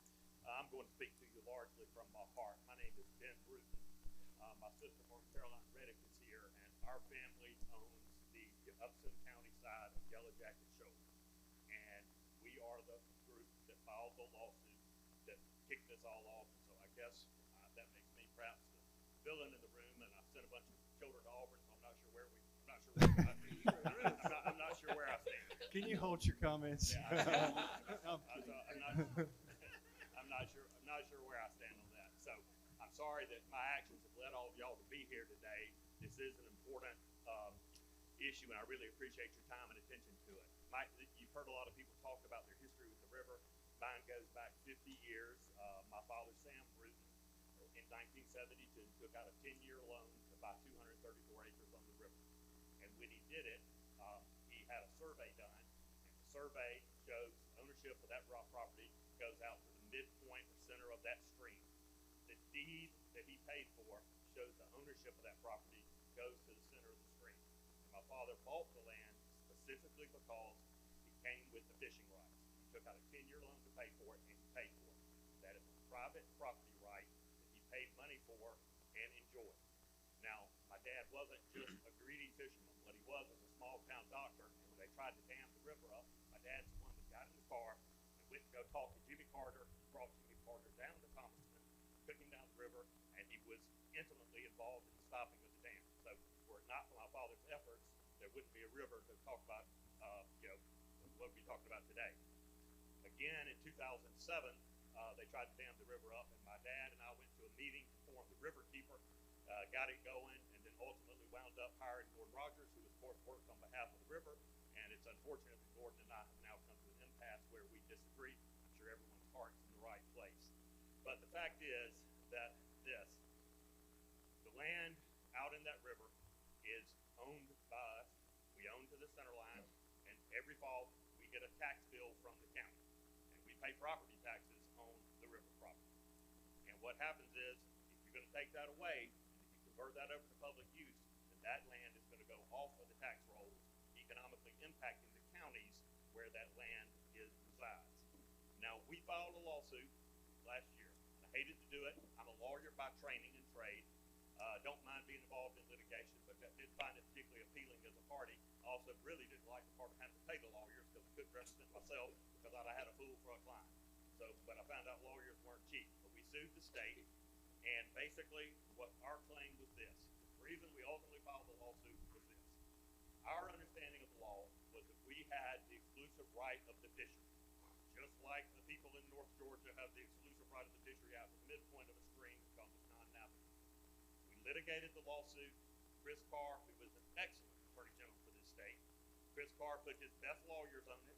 They looked into what the law of the state of Georgia was, and on the eve of a trial, they came to us and said, "You, sir, are right." And consequently, Honorable Robert Mack, Superior Court judge, came to the Superior Court of Upson County, entered an order, and what that order found was that we owned the stream bed, we owned the midpoint of the river, and as a byproduct of that, we had control over the fishing. There was only one thing that we insisted on being in that order.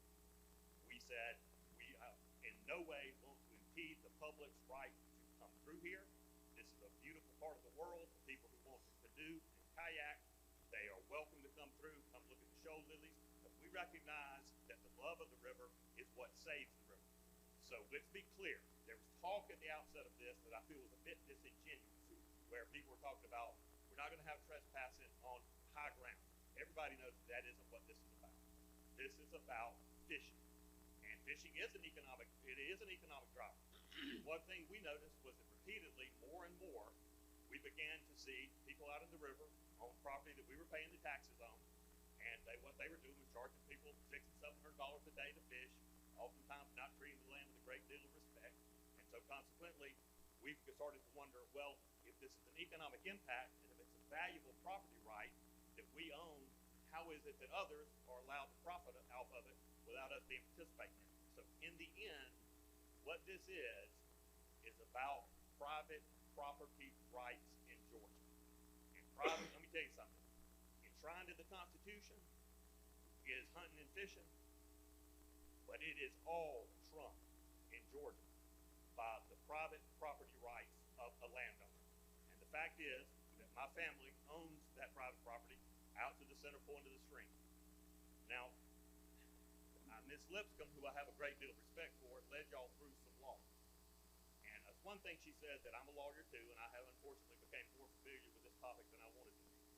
One thing she said that I respectfully disagree with. There's a court order that says that we own this fishery. There are other people across this state who are all similarly situated, all from North Georgia, all the way down to Middle Georgia. And if you take a private property right away from a private citizen, the state of Georgia is going to owe money for that because it's a constitutional taking. So instead of having a patchwork of litigation about who controls the fishery, what the state of Georgia is going to have is a patchwork of litigation deciding repeatedly over and over how much they owe to landowners for having taken away their constitutional right, property right of fishing. This is regretful that it's come to this. I appreciate the work that this committee is doing. You're doing good work. It's a complicated task. I know there's a lot of different stakeholders in this matter. But in the end, what this is about is whether Georgia, a business-friendly state that the governor takes great pride in, is going to become a state that finds something someone has that is desirable and decides to institute a law take it away from that person. There's a name for governments that do that. A government that finds something desirable and takes it away from one person to give it to another, a private property right, has a name, but it's not the kind of name that we have for the government in Georgia. I appreciate your time. Thank you. Thank you, Mr. Bruden. And thank you for coming to give testimony, and we certainly appreciate your comments. Next, we've got Quint Rogers.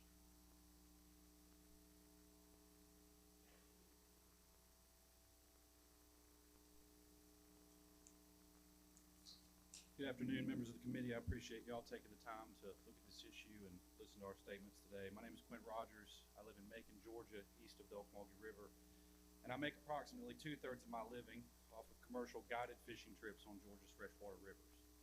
I work primarily on the upper Ocmulgee and the upper Flint rivers, and I've done this since 2019, and so far this portion of my income is growing. In 2022, I ran over 100 trips and I'm on track to run about 150 trips this year in 2023. I target with my clients primarily the upper Flint and Ocmulgee rivers, specializing in the shoal bass, which we've heard a lot about today. Over 90% of my trips are float trips, which I run out of a 3-person raft that's set up like a Western-style drift boat with me in the middle on the oars and an angler on the bow and the stern. Most of my clients are fly fishing anglers, but some use conventional tackle as well. My typical trip is 6 to 8 hours, and my clients and I practice 100% catch and release on shoal bass. We stay off of private upland property, including during our swims and lunches. Usually when we enjoy lunch on the river, we are just anchored in a shady spot. Open access to Georgia's navigable waters is key to my business model. Declaring portions as private is a non-starter and I believe illegal on its face. And I appreciate what the governor and the legislature did when y'all put Senate Bill 115 into law. On the upper Flint, I have guided clients on all stretches of the river, from the public ramp at Joe Kerr's WMA above Flat Shoals to the public ramp at US 19 below Snipe Shoals. The shoal bass fishery in this large stretch is wonderful, sustainable, and productive. I believe it's one of the most treasured fisheries we have in the Southeast. In addition to Joe Kerr's and US 19, there are 7 improved public access points in between these areas and 3 designated public camping sites bracketing every major shoal system. In addition, there are 2 private pay-to-launch sites and at least 2 commercial canoe and kayak outfitters. Several short stretches in this long reach have been declared private by riverside landowners, first at Flat Shoals and now at Yellow Jacket. These landowners have also made claims that the upper Flint is non-navigable. Along with Flat, Yellow Jacket, and Snipe Shoals throughout this long reach are several major, beautiful, and productive shoal systems, interlaced with numerous smaller shoals. They're too numerous to count. The land ownership patterns along the river are such that if what the landowners at Flat and Yellow Jacket have attempted to do is repeated elsewhere, I, the other guides, some of which are in this room, and the rest of the angling public will be faced with an undecipherable patchwork of private versus public water, completely unworkable, impossible to understand, and this is not theoretical. The settlement that DNR made with one owner at Yellow Jacket, which led to the drafting and passage of SB 115, has now been duplicated by another landowner at Yellow Jacket. This cannot be allowed to continue. Again, I applaud you and the rest of the House, the Senate, and the Governor for putting SB 115 into law. It is now clear what rights anglers have in Georgia's navigable waters. I respectfully request that you now focus your work on how to define navigable waters in Georgia. I believe that the upper Flint is navigable. I do so many days per year. The upper Ocmulgee too, and quite a few other places, both professionally and for fun.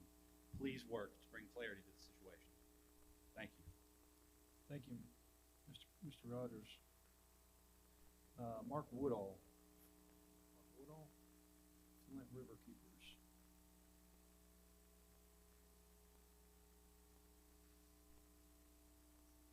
Thank you, Mr. Chairman. I'm not a stakeholder. I'm just speaking for myself.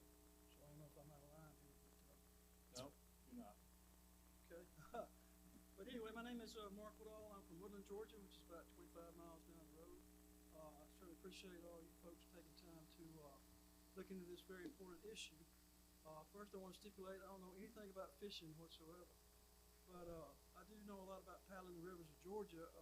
Back when I was growing up in our little Methodist church there in Woodland, and our Methodist minister, as well as ones in Waverly Hall and some others around the South Georgia Conference, thought it'd be a good idea to keep us out of trouble by taking us down the Flint River.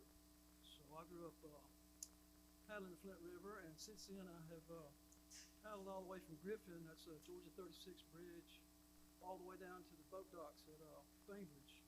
So it's about 275 miles. I did skip Lake Blackshear. So I certainly agree with what we've heard about the need to keep the rivers of Georgia navigable. I'm not, as you heard, it seems to be kind of a convoluted legal question, but I believe that everything on the Flint, and maybe you need to get your Flint River User's Guide, except maybe that part of the Flint that's under the Atlanta airport. People have been paddling that for years, and it should remain open. So I would just hope y'all will preserve our right to paddle the Flint River Thank you, Mr. Woodall. Mr. Rogers, you spoke earlier. I got him off, sorry. Mr. Hamlin, Tom Hamlin.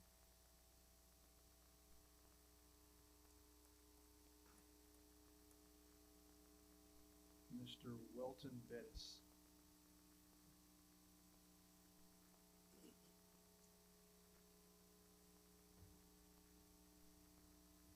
Good morning, and I'll be short with the formalities. Thanks, and thanks. Mr. Bruton, you'll have to hear some of his repeated because that was, we're gonna address that if you would, thank you for handing out my only prop. Now I fish, and I've been on every Piedmont river in Georgia from the Broad to the Hooch. And I'm sympathetic at the committee's challenge to try to bring some sense of this. I've got both Senate Bill 115 and House Resolution in front of me.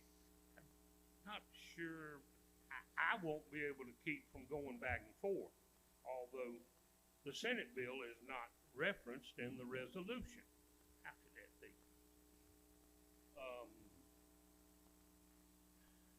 I thought when Scott spoke earlier and said, oh, it's navigable, and so the stream bed, the low water marks property line up until, oh, well, if your property is with the center line, so noted, then you're in non-navigable. I said, man, I don't even need to talk. That answers that. Well, Roger with, and then April, and then so on and so forth.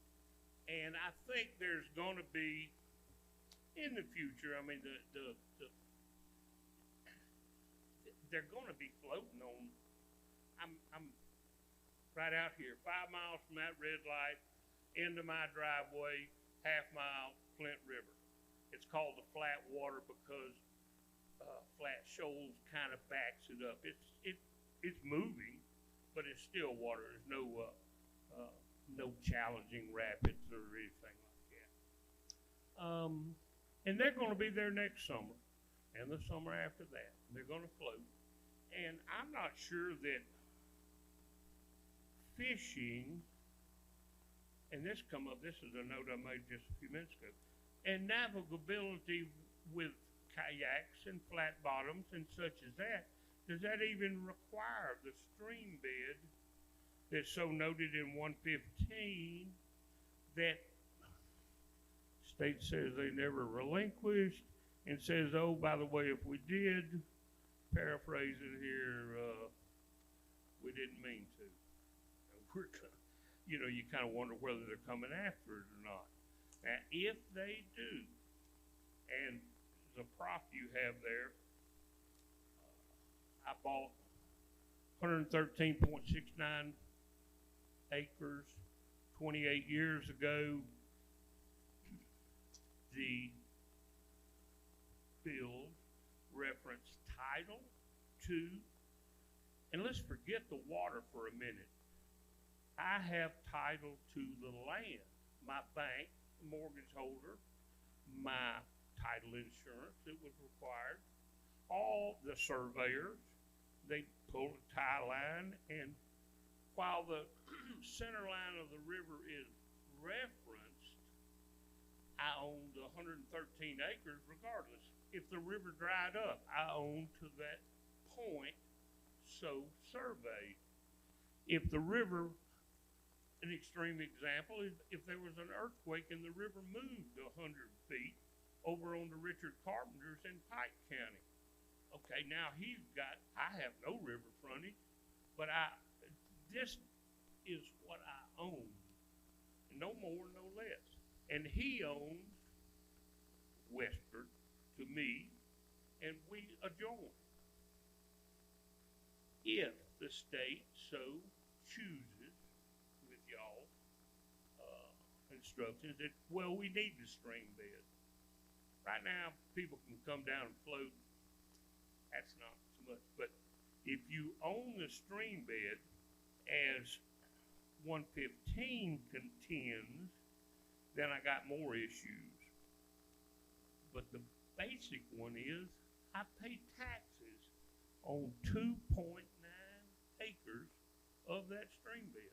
I mean, that's what's right here on the, what they've got is a portion of my plat from survey. And the 2.9 acres that's described from the center line of the river to the west top of bank, the predecessors before me paid taxes. I'm sure that at the time the state wanted that income, that revenue stream. Logical. And now they say, oh, well, we didn't mean to give it up. Well, if they need it, they need to admit that it's a taking and compensate through the powers of eminent domain, yada, yada, yada. I don't have the money for the attorneys, the counsel, to go to English doctrine. I mean, my local counsel told me that these records, even to get back into where some of this stuff after we got here and kicked the Indians out, is Meriwether was from Truth. Oh, those old records are over in Truth. He said, Wilson, I'm not sure what kind of condition they're in. So now what kind of attorney does it take? Take a title, a very accomplished title attorney to even start delving into the issues that y'all are confronted with. But moving forward, if you want the land, fine, but admit you're taking it and take me off the tax rolls, and y'all can live happily ever after. The reason the stream bed becomes so important is because a lot of my grievances is not with the fishermen, but the duck hunters need the stream bed much more than the fishermen do. Fishermen can float in the flowing waters of Georgia, but the duck hunters want to get out. And my river up there, the portion, is so narrow, you cannot pass shoot ducks and expect to retrieve your game either through your dog or whatever and get back in the boat. You've got to trespass. And I've got paying deer hunters sitting 100 yards or less from the channel, and he's in a fixed location. The duck hunters put in at Joe Kerr's, roar up in the river in a tunnel hole, jet ski, blah, blah, expensive boat. And duck hunting, you can talk. And deer hunting, you got to be quiet. And so my guys are up there, having put the same energy and effort in, but they're in a fixed location. And deer hunting is typically the way we do it around here. It's in solitude. And duck hunters ain't. And he's talking, and then they pass shooted a few ducks, and the dog jumps out of the boat, and there's no ducks going down, and the dog's been trained in his backyard, and now it's his first adventure, and this dog's going nuts. My deer hunters who got time and energy, their hunt has been impacted by just somebody that's my deer hunter can come back to me and complain, but the duck hunter went down and got in his truck and drove back to Atlanta. All right, believe that's all I probably should bother y'all with. Mr. Bettis, I appreciate your testimony. Oh, I'm listening to the speaker, but he can't. Before Mr. Best leaves, I've got a question for you, Mr. Best. I thoroughly enjoyed you, sir. I just want to let you know In South Georgia, where we do real deer hunting, we use dogs, so we ain't quiet.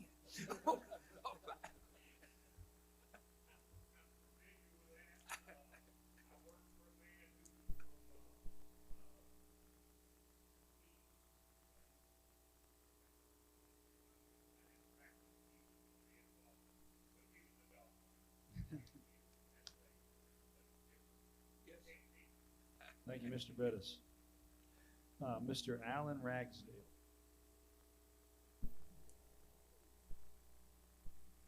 How are y'all doing? Thanks for having us. I don't have a whole lot to say, but I'm a fishing guide on the Flint. Have been since 2010. I grew up fishing the Flint River, duck hunting on the Flint River. Never had any issues with this until the mid 2000s, thereabouts. Main thing I'm asking for is clarification. When we call DNR, or when a landowner calls DNR on us, vice versa, a lot of times it depends, especially in the past, it depended on what DNR ranger showed up or what ranger you called to ask what you could do. Whichever way it goes, we just need clarification. I'm not trying to break any laws. I'm not trying to disrespect any landowners, but like I said, clarification. Mr. Ragsdale, thank you very much. One question for you, Mr. Ragsdale. When DNR is called, is it a passage issue or a fishing issue most often? I've had issues with both. Okay, thank you.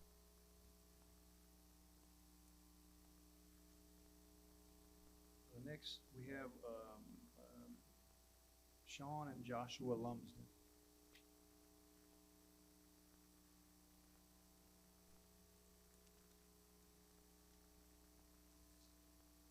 Good afternoon, everybody.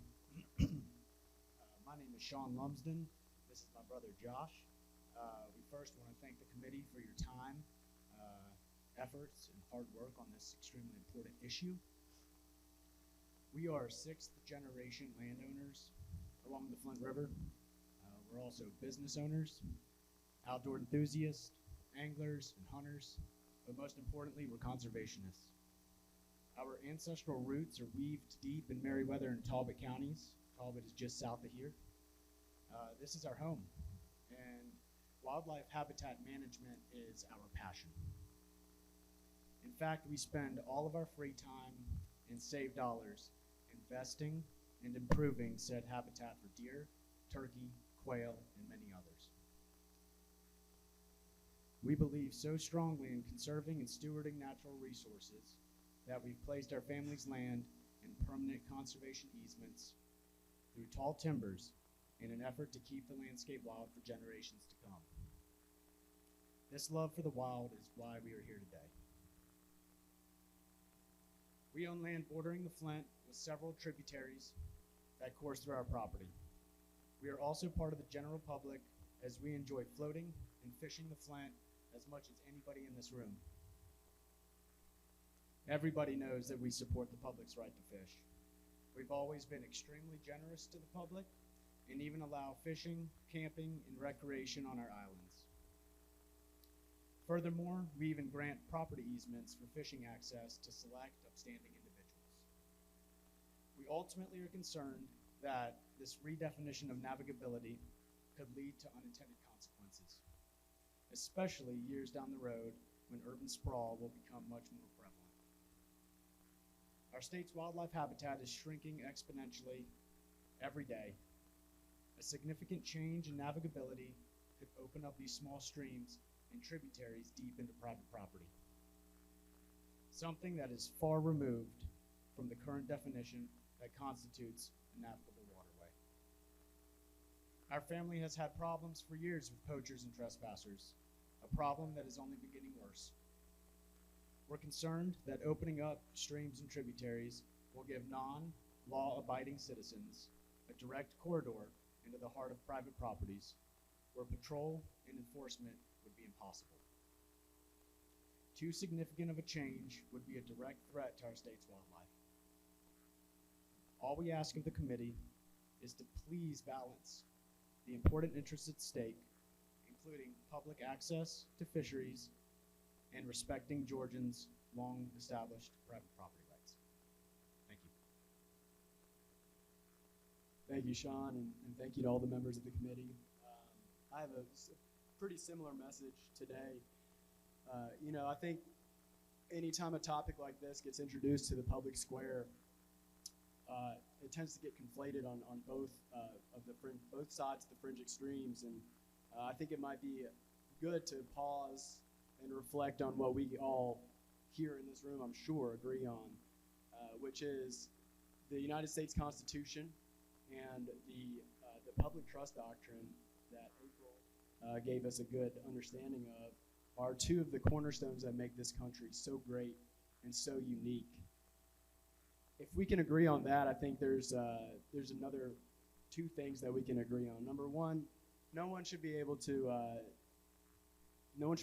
build a fence across the Flint River just because they own both sides of it.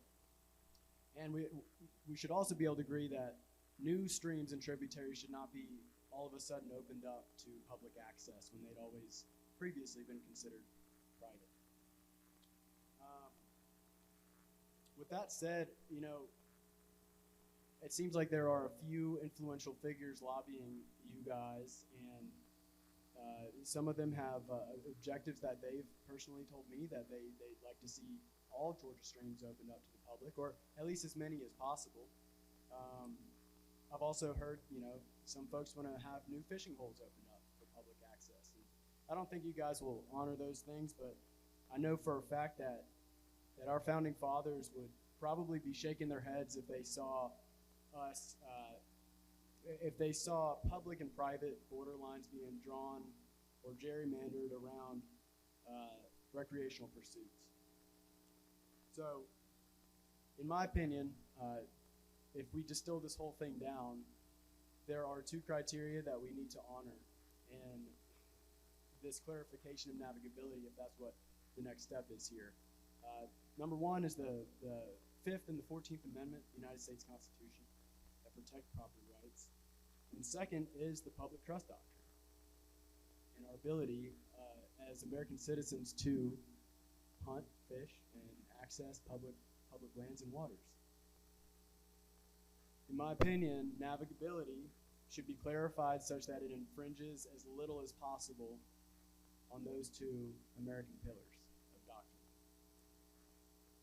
I'm going to say that one more time. Navigability should be clarified in a way that infringes as little as possible on our constitutional rights and the public trust doctrine.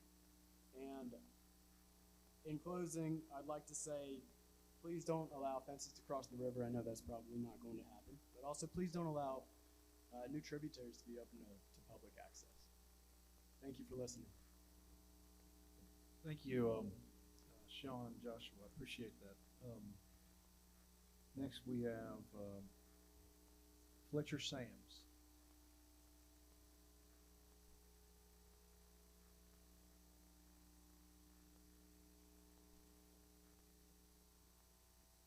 Hi, my name is Fletcher Sams. I am the executive director of Altamaha Riverkeeper, an organization that advocates for swimmable, drinkable, and fishable waters in communities throughout our watershed. However, today I'm here speaking as a private citizen, advocating for the right of hunters and anglers to continue to utilize the Upper Flint River as a navigable waterway. I'm also a U.S. Army combat veteran and a 9th generation Georgian, raised in the same home that my ancestors built in 1821, not far from the Flint River in Fayette County. I love my country, my state, and the rights that they afford me. My wife and I chose to raise our children here, and I have many loved ones, family members, and Riverkeeper members that hunt and fish the Upper Flint River. Georgia's a special place and home to 12 different species of black bass, and I love learning as much as I can about each of the species. I'm particularly enamored with the state riverine sport fish, the shoal bass, and am disturbed by the state's actions last year, effectively privatizing state waters that were previously navigable that those fish call home. But I'm very encouraged by the actions that the legislature and the governor did to remedy that situation with SB 115. Some of my earliest hunting memories are setting up decoys in the sloughs of the Upper Flint with my granddad, uncle, and dad for wood ducks. And some of my earliest fishing memories are floating the Upper Flint in a canoe with my cousins. learning why shoal bass are different from other fish, and learning about proper catch and release techniques to protect these special fish. I'm making as many of those memories as I can with my own children now because I'm unsure if I will have those opportunities in the future.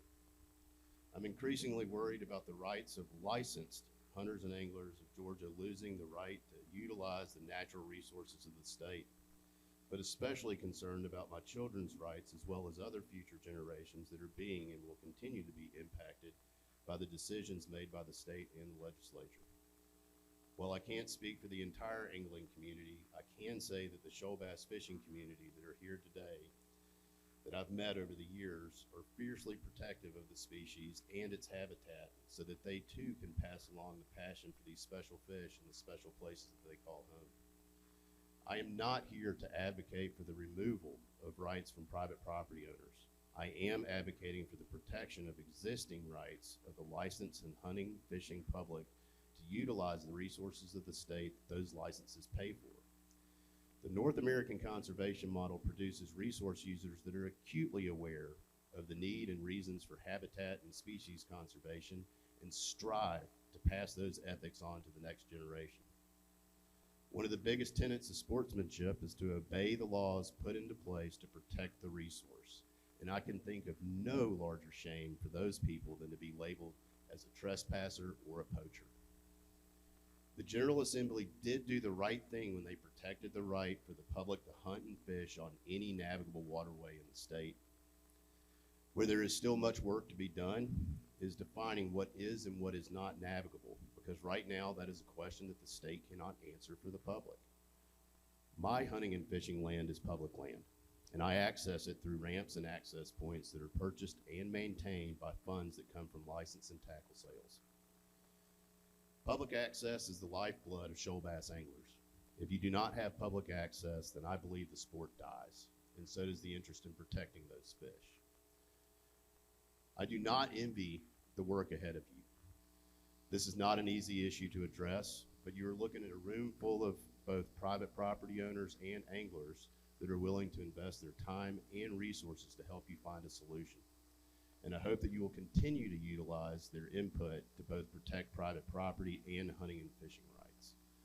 In closing, I'm going to put my Riverkeeper hat back on and say that I've heard quite a few rumors from industry lobbyists that my organization is going to use SB 115 as a means to sue different industry, and I want to guarantee you that I have zero plans to use that legislation for that purpose.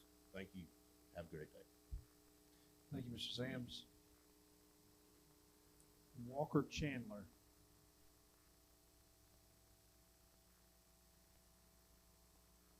I'll try to talk as fast as a Yankee.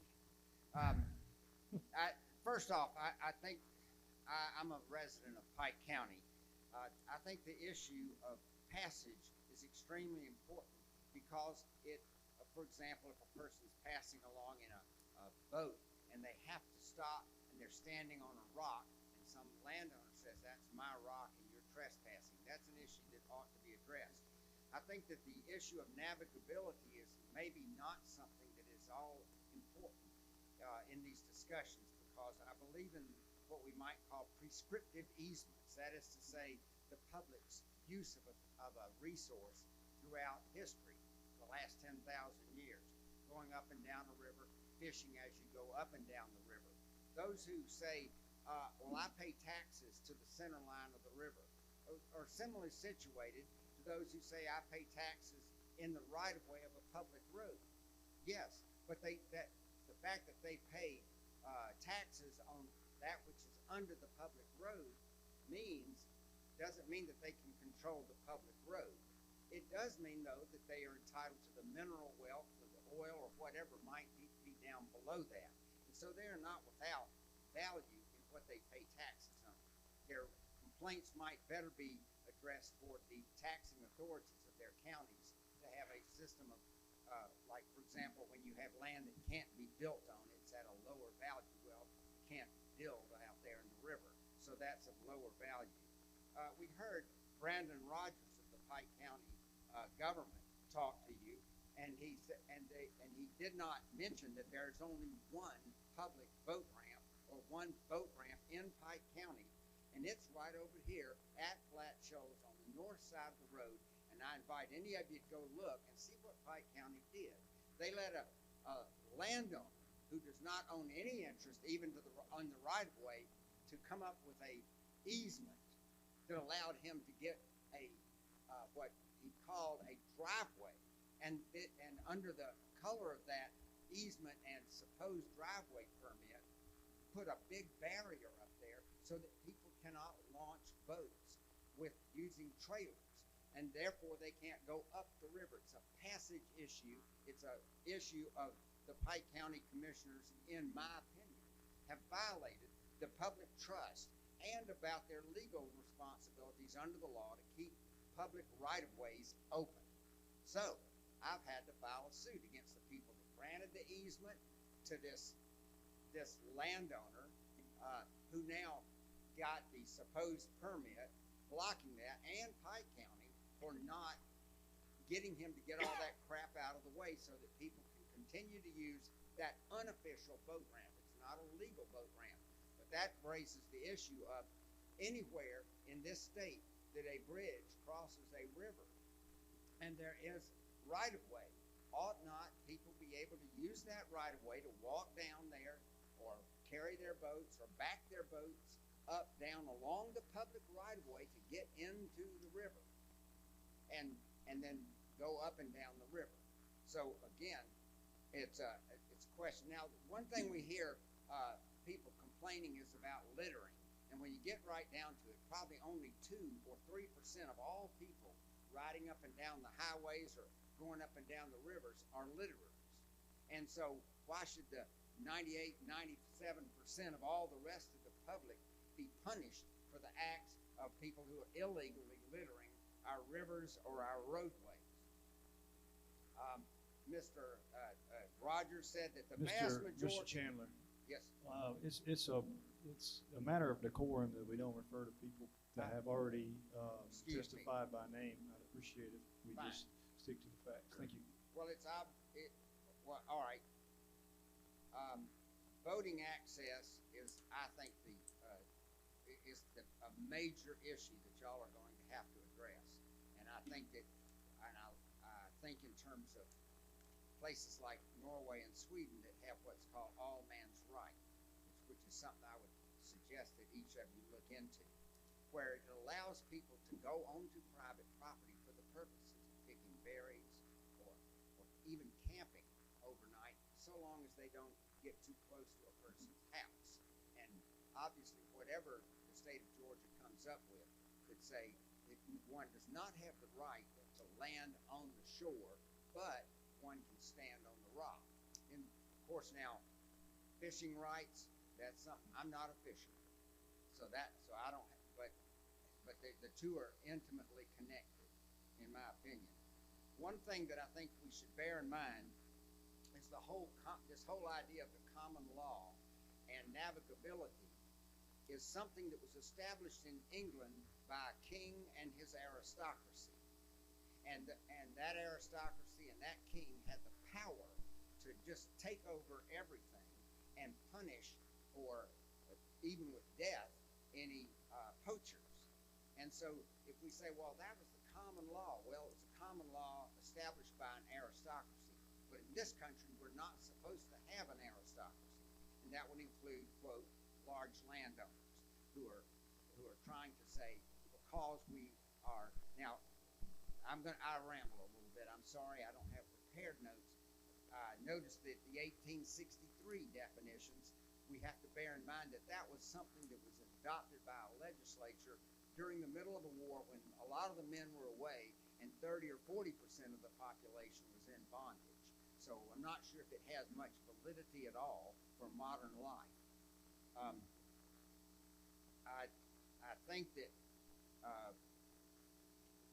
I think I've about covered everything, other than to think that we would also have this problem of a person going down the river. If they have a right to fish, do they have a right to anchor? Because that now they're attached to somebody's precious land. So that's an issue that would have to be addressed in whatever y'all come up with.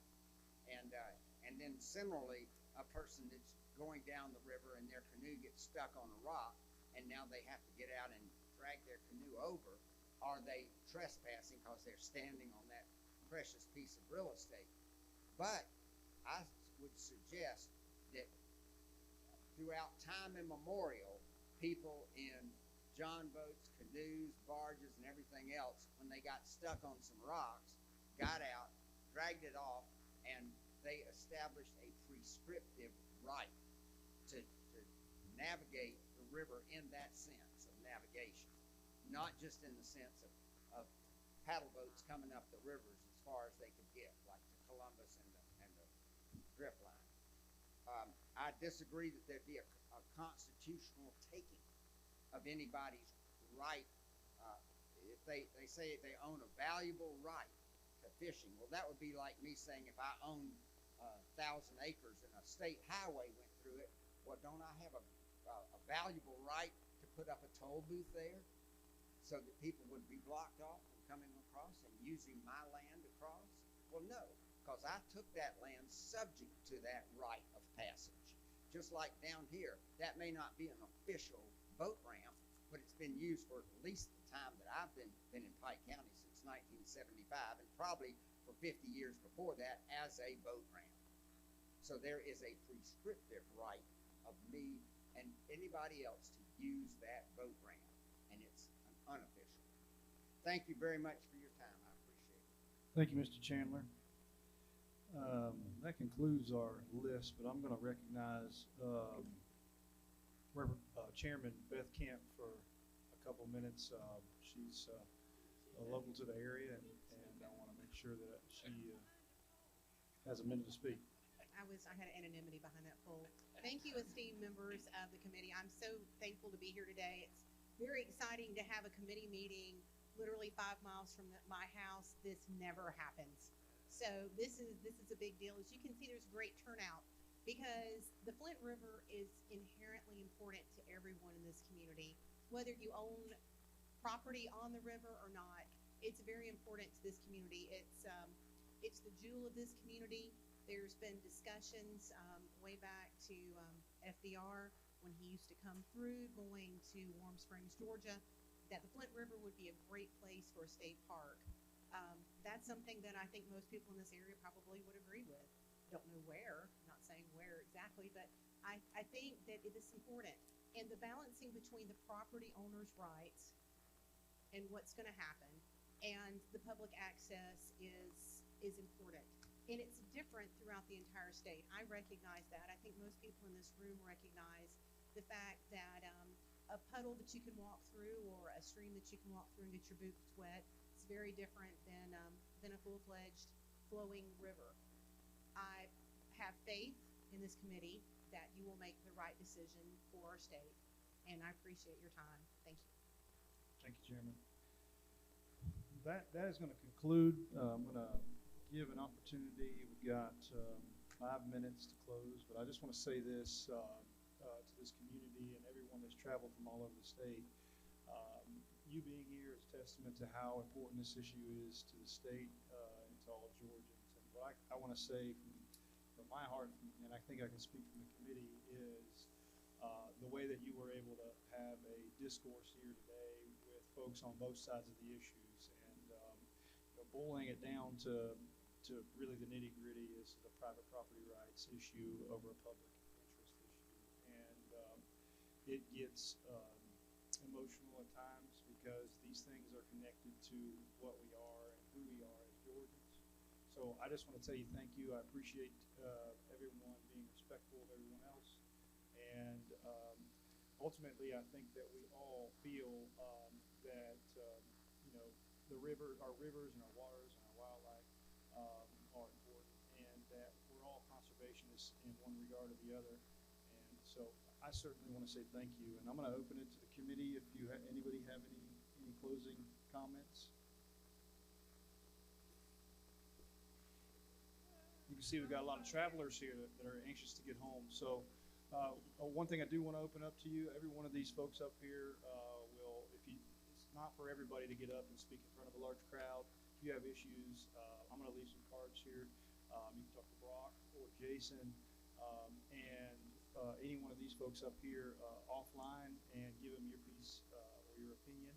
And with that, we're going to close our session here. I appreciate you. Thank you.